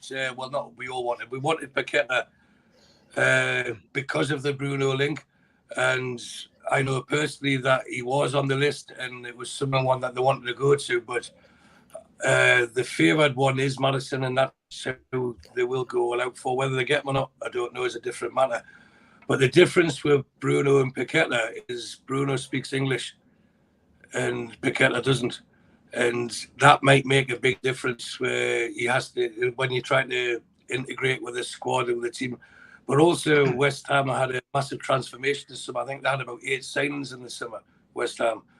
And then you've got people who are sitting there comfortably thinking, well, hold on, you're taking my place. I'm not going to make you welcome. And you've got these new players from different nationalities thinking, well, you brought me, you should be playing me. You know, but Paqueta is a quality player. And I think given time, you'll show that quality. Hopefully not till we've played them anyway. And another question, Stu, it's coming from Mr. Steve Bennett. Does Stu travel the world and not buy drinks? I try to, Steve, to be honest. That was from here, yeah. I didn't try to, but Steve's just joking. He was just jumping on the Keith bandwagon before. But for those who have drank in my company, they'll know that I am very generous and I don't like to leave people standing. You know, I feel obliged. It's the Scottish roots in me. You know, you get to the first of the bar and it should go down age-wise, which I used to love when I was younger, not so much now. now I'm getting older, you know, as you feel like, oh, it's my turn. Daz, I've just realised why Mart's left then. He would have to start with the first round, that's why. Exactly. That's probably why. It's good. Where is Chris anyway?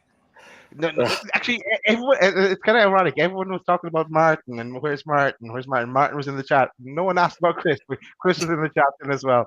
But no, Chris had a family engagement on tonight, so that he remembered last minute. But I yeah, think Chris the best out of all the loaded lads. He's the only one who laughs at the jokes I said. But I think it's out with sympathy more than anything else. Like, yeah, because every time now. But Chris falls for it every time. Every time he falls for it, he's great for that. Yeah, I fell for it once, and I turned every time I see a video, it's called mute first. Because you can guarantee what's happening next. But the best part is that it doesn't, and it's only if you do it randomly, and you think, right, you've just got us now, then the next one I'll do it again, and you wouldn't expect it because you've just been got. So expect the unexpected. That's the best thing to do with it. Yeah, that's right. I don't make them up, by the way. They get sent to me, and I just forward them on. I'm just sharing what I receive. Good question here. That it was for Charlie earlier, but I'll flip it around for you, Stu. And because we were talking about all the bad bits in the Ashley era, and apart from him leaving, what would you class as a good bit in the Ashley era? Oh God! To be fair, it started with so much promise, didn't it? It did, yeah. The millionaire sold to the billionaire, and he seemed to want to endear himself to the fans. He did the drinking thing down the paint at Arsenal, and I think what got him, he got rid of Allardyce, which was a big win for the fans as well. But he wasn't prepared for the criticism that came his way, and like so many people who are self-made and successful, the kings of their own kingdom, and they don't like to be criticised. And he was their epitome of fun, like the baby throwing the toys out the pram, and took a big huff. That's it. I'm not giving you any more. Make your own money. I'm not putting any more of my money in. And I think in years to come, he'll look back and he'll have regret, because he did have money. And then he started singing a Frank Sinatra song there. But he did have money, and he could have invested more. And then you start thinking, well, where could we have been? But from a cold-hearted business point of view, he more than doubled his money, didn't he? So he'll go with, be happy with that. He's put money on red or black, and he's come up trumps. He's doubled his money at least. He's okay with that. But I think somewhere along the line, the back of his mind, he'll think, if I just, especially after the Pardew season, when we were fifth, and then the only person we signed in that summer was Lee Boyer on the free transfer. That was the time, that was the springboard. But I think himself, he didn't want to financially commit, or feel he couldn't financially commit to make us a top four club consistently. And it was a gamble he wasn't prepared to take, unfortunately for us, or now, fortunately for us, but at the time, it was unfortunately for us. I think, do you know the only positive thing I can take out of the Mike Ashley era now is looking back and thinking the fact that he left it in a good financial state to allow the new consortium to help us out, FFP wise. The fact he left us with commercially with pretty much nothing over the last 14 years, and now that's going to help us to be able to develop the squad and the infrastructure to a better scale than we possibly would have had if he'd actually spent some money. Yeah, but what you can't do, Rich, is be swayed with the fact that was part of his financial plan. I don't think it was, but it's the only positive I can ever look out of it.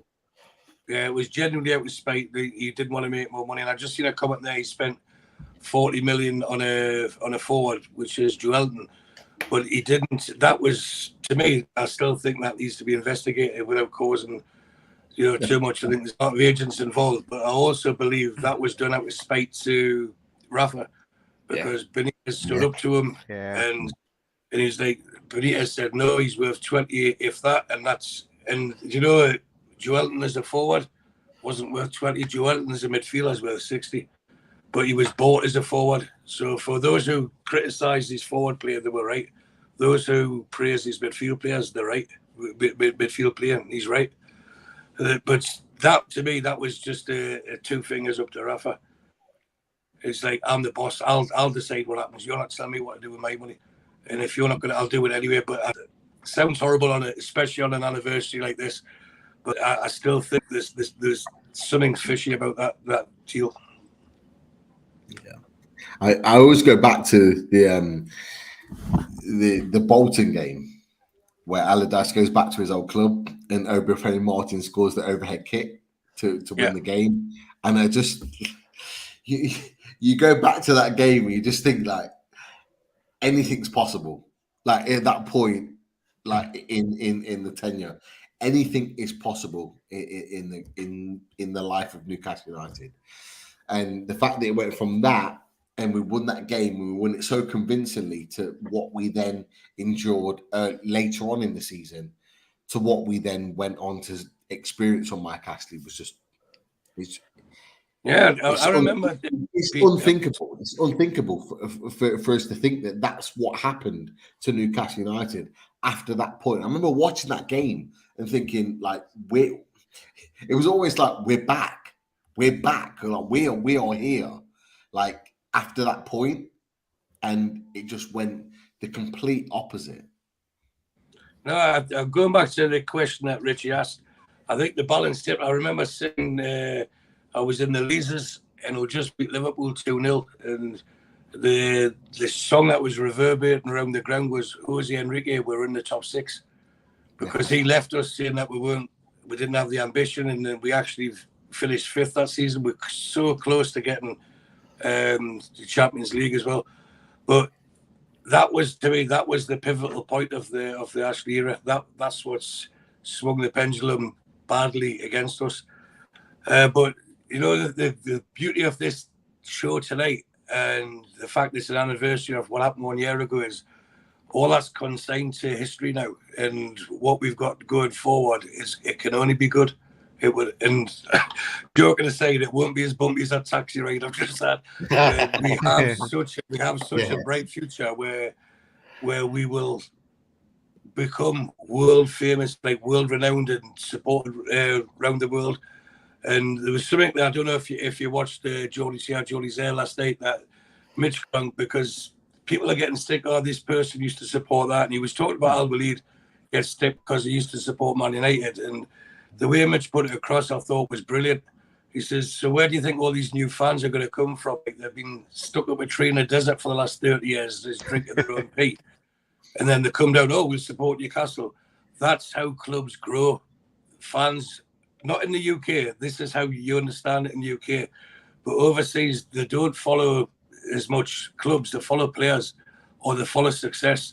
And that's Middle East, the Far East like that. And that's where our fan base will grow, to give us the funds to achieve what we all want us to achieve. And it will happen. And we have to be more considerate with it. And when these fans decide to support Newcastle, we should be proud that we've stolen from a Chelsea or a Liverpool or a Man United or whatever. And see support. There's many Man United fans that said, running joke from everyone when you travel abroad is, who do you support? And they're very proud. I support Man United. You beat Old Trafford? No. But, you know, you'll get Newcastle fans that'll be like that, but they'll buy the shirts. You know, they'll buy the memberships. They'll put the money into the club, which allow us to get the players to get us to go where we need to go and where we will go. You know, so we have to be more considerate, more understanding, and more apathetic of the fact that we are going to have a fan base that is brand new. But I've seen this back in 92, 93, 94 when Keegan took over. Our fan base, 5 years before that, I was standing on the Gallagher and you could estimate the crowd. I was standing there with my friend Dahid, who he's all met in the black and white bull on the Forest game. Yeah. And would guess the attendance, was it 17, was it 18, was it 19,000? But then, 5-6 years later, you're getting 37,000 sellouts, because that's as much as you could get in the crowd. Now it's 52,000 sellouts. You know, and those new fans were new fans. But now, 20 years on, they're saying, oh, like, look at these Johnny-come-latelys. They were Johnny-come-latelys. You don't get a badge for supporting longer. You don't get anything. If you support that club and you celebrate a win and you cuddle a stranger when Newcastle score a goal, you're a fan of Newcastle United and you're welcome. So it doesn't matter what colour you are, what nationality you are. if you're happy to say, I don't want to support Arsenal anymore, I want to support Newcastle United, come on board. Come and join this raid, because we know why you're joining it. And if you're taking a punt on a fantastic train journey, then let us go on it. We're already on this train. Come and join us. Let's make this train the longest train there's been in the world, and let's make us the biggest club in the world. We can't be the biggest club in the world without a bigger fan base, and these fans have to come from other fan bases. And until people accept that, we shouldn't have this xenophobia. Like, oh, I'm a Geordie. I was born in the RVI. That makes me Newcastle more than anyone else. I was born in Edinburgh, and I don't think that doesn't make me a Newcastle supporter, does it? What difference does it make? It makes no difference. Stu, you made a really, really good point, and I think, you know, obviously, like Richie's from Newcastle, and like he will obviously be attached to Newcastle United for that point of view. But from myself and Daz's point of view, like I get it, I understand that, and I understand what you're saying right there, because, you know, first of all, like 6-7 years ago, a lot of my students that I worked with, like, I was actually quite shocked when I spoke to them and we talked about football, and like, who do you support? And it was like, oh, I support Man City, or I support Chelsea. And it's like those clubs that have been there and built their clubs up, you know, from having a huge takeover. And it was almost a surprise for me that they supported those kind of clubs from the city that they lived in. Like me and Daz, like we're not from Newcastle, but we've supported the clubs and we've followed them throughout. And it's almost like, if you're going to be the biggest club in the world, which we intend to be, you're going to have to expect that there are fans and people out there from all over the world that are going to want to come and support Newcastle United. And I do feel, and I don't know whether you and Richie feel, that there's a certain element of people that are not quite comfortable with that they're not happy with that. And no, they're not people, but you know, go on. You're saying that to your students, right? But I work in sales, and I have salespeople working for us, and I know I've said this before, but there's two reasons why people buy anything, and it's fear of loss or hope to gain, right? And I think the Newcastle supporters who are existing are in a fear of loss state. Like, I might lose out on a seat, I might lose out on, and it becomes like, sorry for the language, it becomes like a pissing contest. I've supported them longer than you, and I can name that team from that year. I can name that team from that year. But the new fans are hoping to gain. They're hoping to gain by following Newcastle for whatever reason. You don't know why someone who lives in Malaysia decides to support Newcastle, but he does. And if you support them longer, fair play to you, it'll mean more to you when they win. But it doesn't mean it doesn't mean something to that person who's chose to support.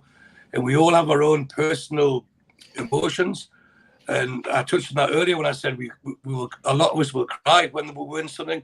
And that's not because we're soft or anything like that. It's because it meant so much. We've been through so much. If you look at people like Steve Hasty and Mitch, who have battled year on year against different regimes, against different boards, and I'm talking for 30 years, bless them.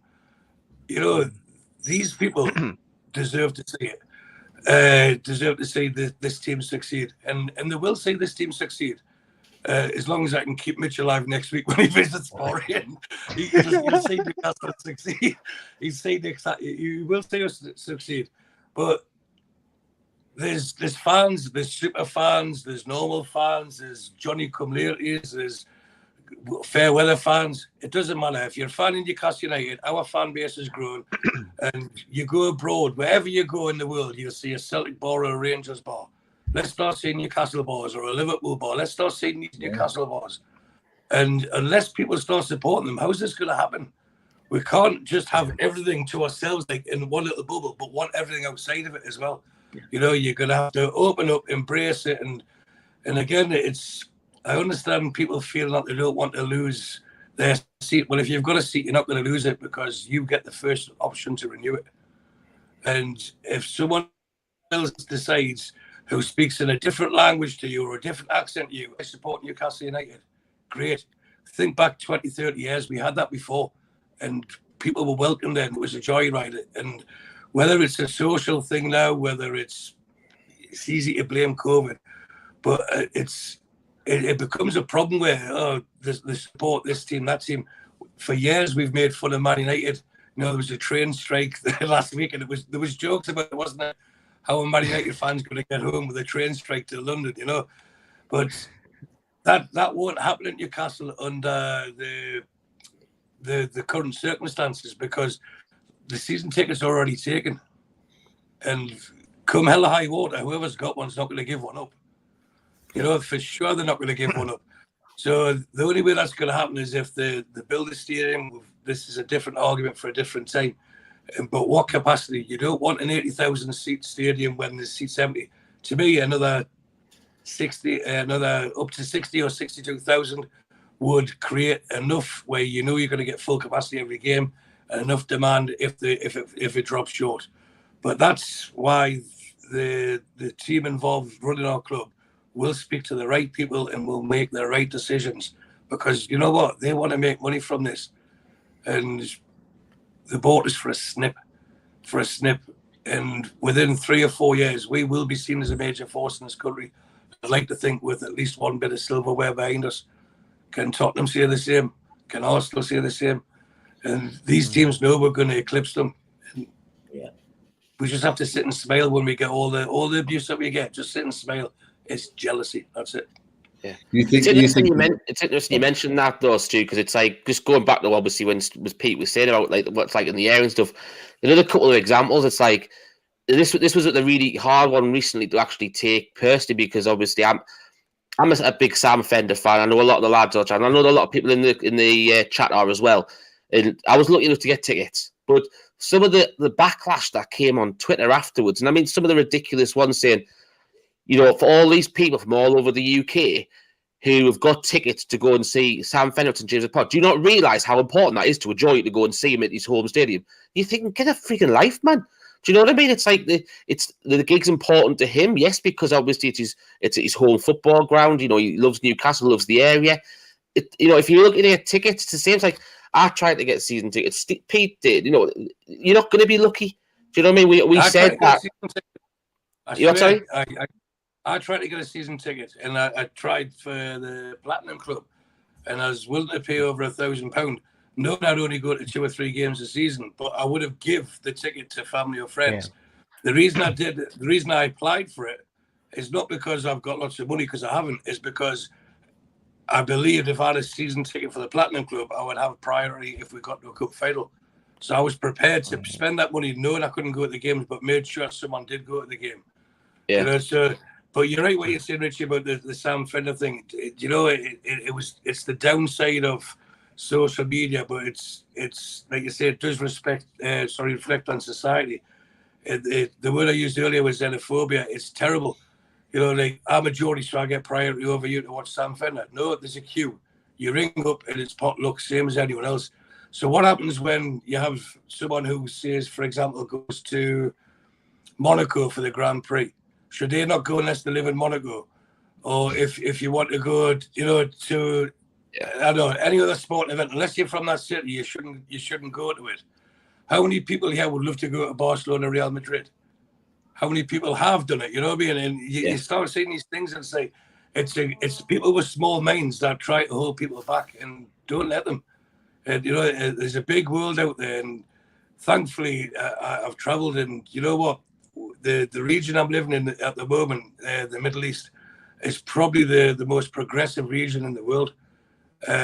You've had the time where the Far East was, you know, with the technology and stuff like that, but with education-wise and the fact how they've generated money from oil and they spend it in the right way, they're leaving other places behind. This place, I honestly believe, in maybe one generation, will be the epicenter of business.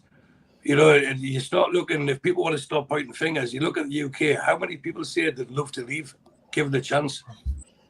They would love to leave. So why we're complaining about people who want to come?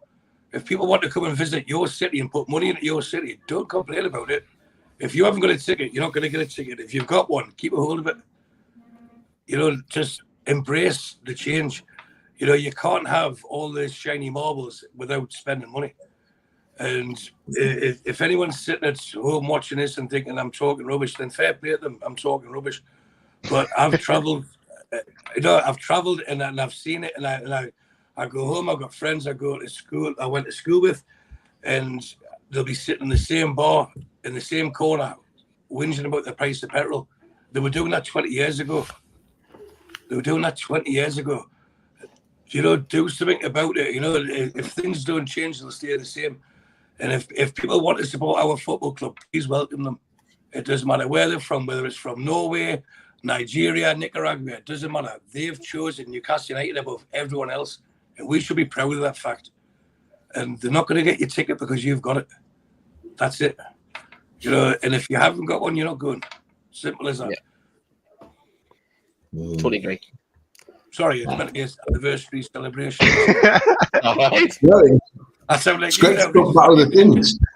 It's great to talk about other aspects of Newcastle United, because although it's a takeover celebration, we're looking ahead to what we expect for the next year. And there's elements of what you've talked about, Stu, tonight, in that we need to think about what to expect in the year to come. So it's not unrelated at all.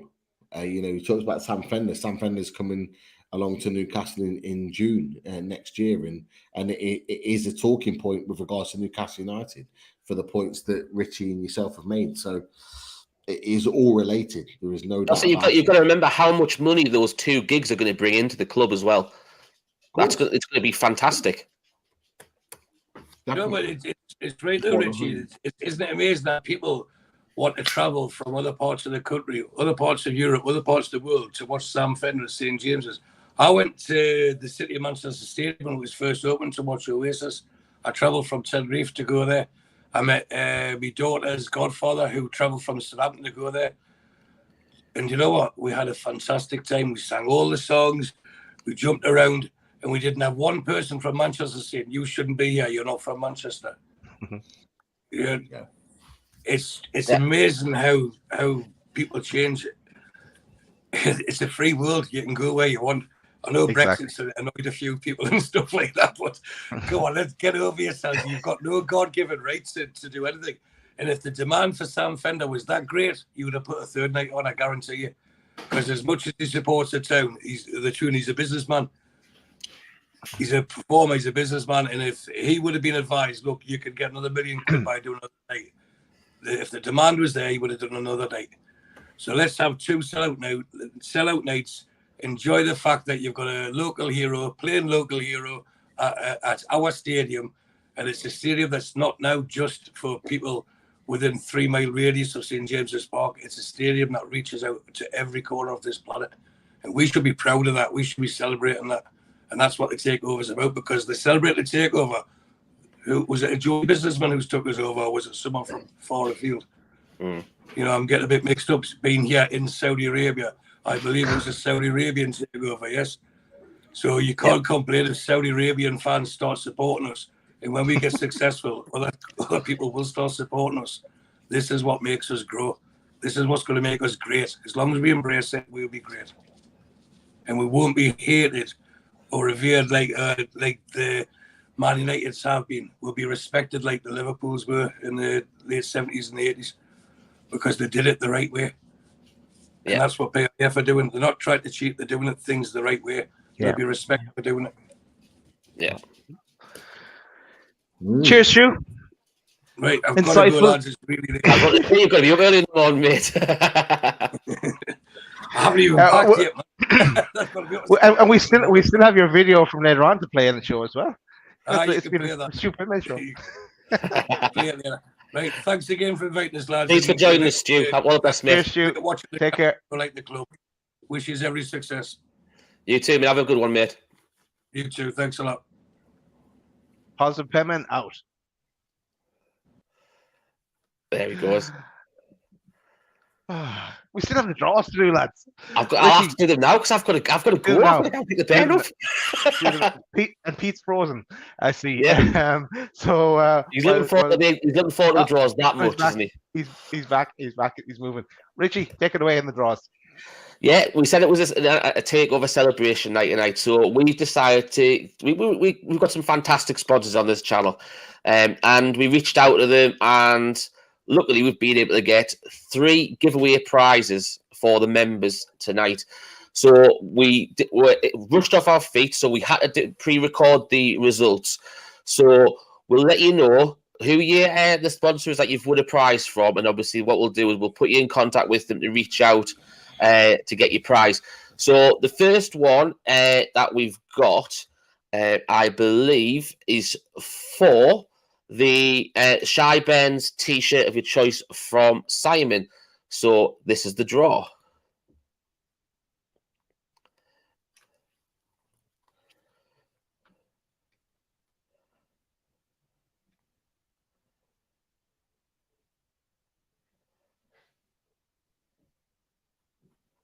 So, Phil Armand, get in touch with either myself or the Loaded Twitter page, and we'll put you in contact with Simon, and you can choose your T-shirt of your choice from Shy Ben. So, Simon, thank you very much for donating one of the T-shirts for Phil there. We hope Phil enjoys it.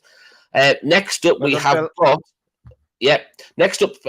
got the T-shirt from Machine House. So there's a few to choose from. So if the winner gets in contact with either myself or gets in contact with the Loaded page, and Daz might be able to do it, we'll put you in touch with Martin from Machine House for a T-shirt that they've got for the giveaway. So here is the draw for the T-shirt.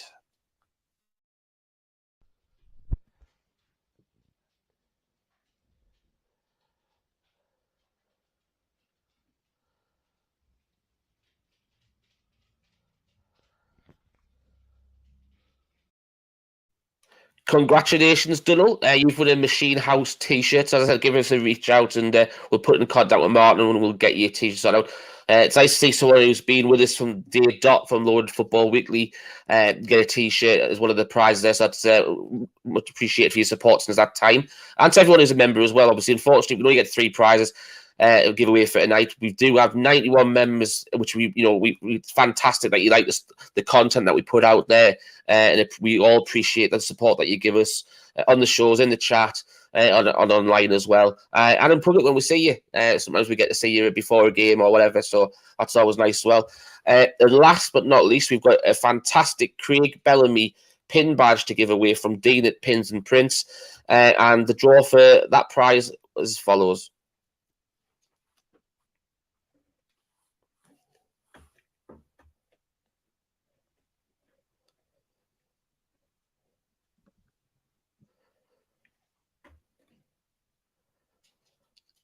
Congratulations, Dave. You've won a limited edition Craig Bellamy pin badge from Pins and Prints. So either, I said, give yourself a message myself on Twitter, or give the Loaded Mag Twitter page a DM as well, and we can get those prizes sorted out for Phil Armand, Donald Baines, and Dave Carmichael. Daz, back over to you, mate, before I have to do a shoot. No hassle, Richie. Yeah, thanks for getting that done, Richie, and congratulations to Phil, Donald, and Dave. And as Pete rejoins us again, he's having a bit of a mare with the internet tonight. Oh, welcome back, Pete. Hey. Yeah. So look, I think we're about winding up the show now, more or less. I want to tell people about the upcoming shows. So Pete, take us away for away days. We are back with away days tomorrow night. So we are delighted to welcome back Besotted Brentford fan channel.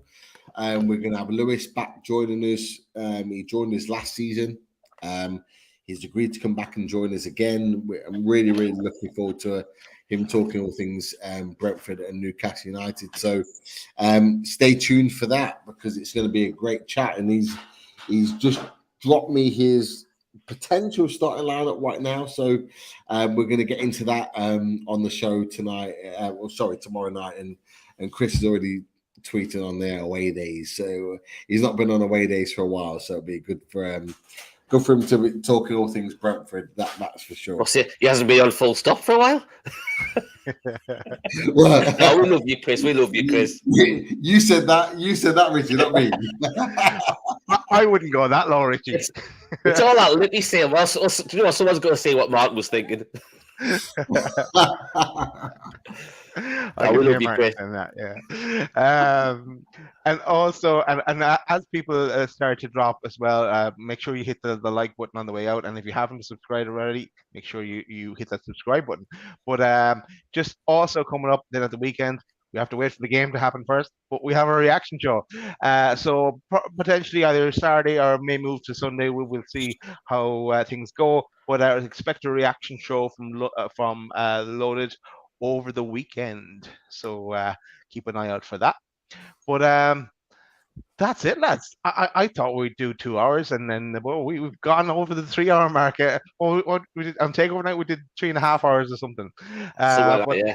It has gone fast. It has gone really fast, I guess, and I guess with the starting early as well, it kind of helped. But thanks to everyone that joined us tonight. Thanks to all our guests, and also thanks to people that send like Mitch and Stu as well. Send the videos in, and the people that couldn't make us that had to drop out last minute or so on and so forth.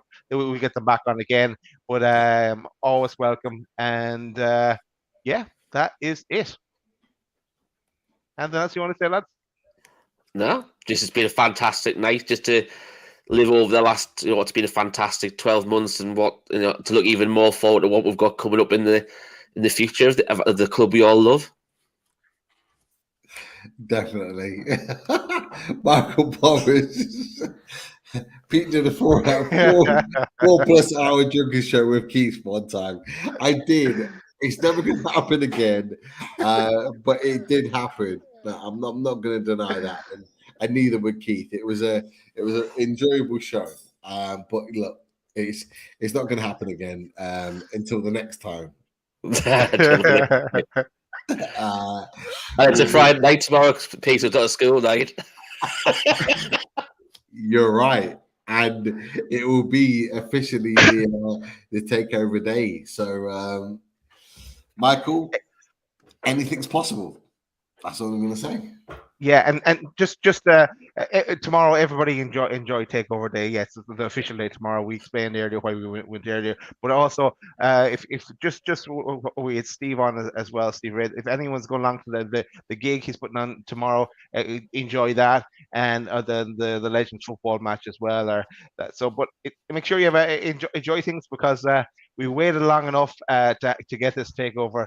We might as well enjoy it every day after that. So it's a special day for us all. So I think on that note, we'll say goodbye, and we'll be back again at the weekend. Radio, let me pick an intro or an outro. We'll go with Eddie. How. Good night, everyone. Good night. How. Good night.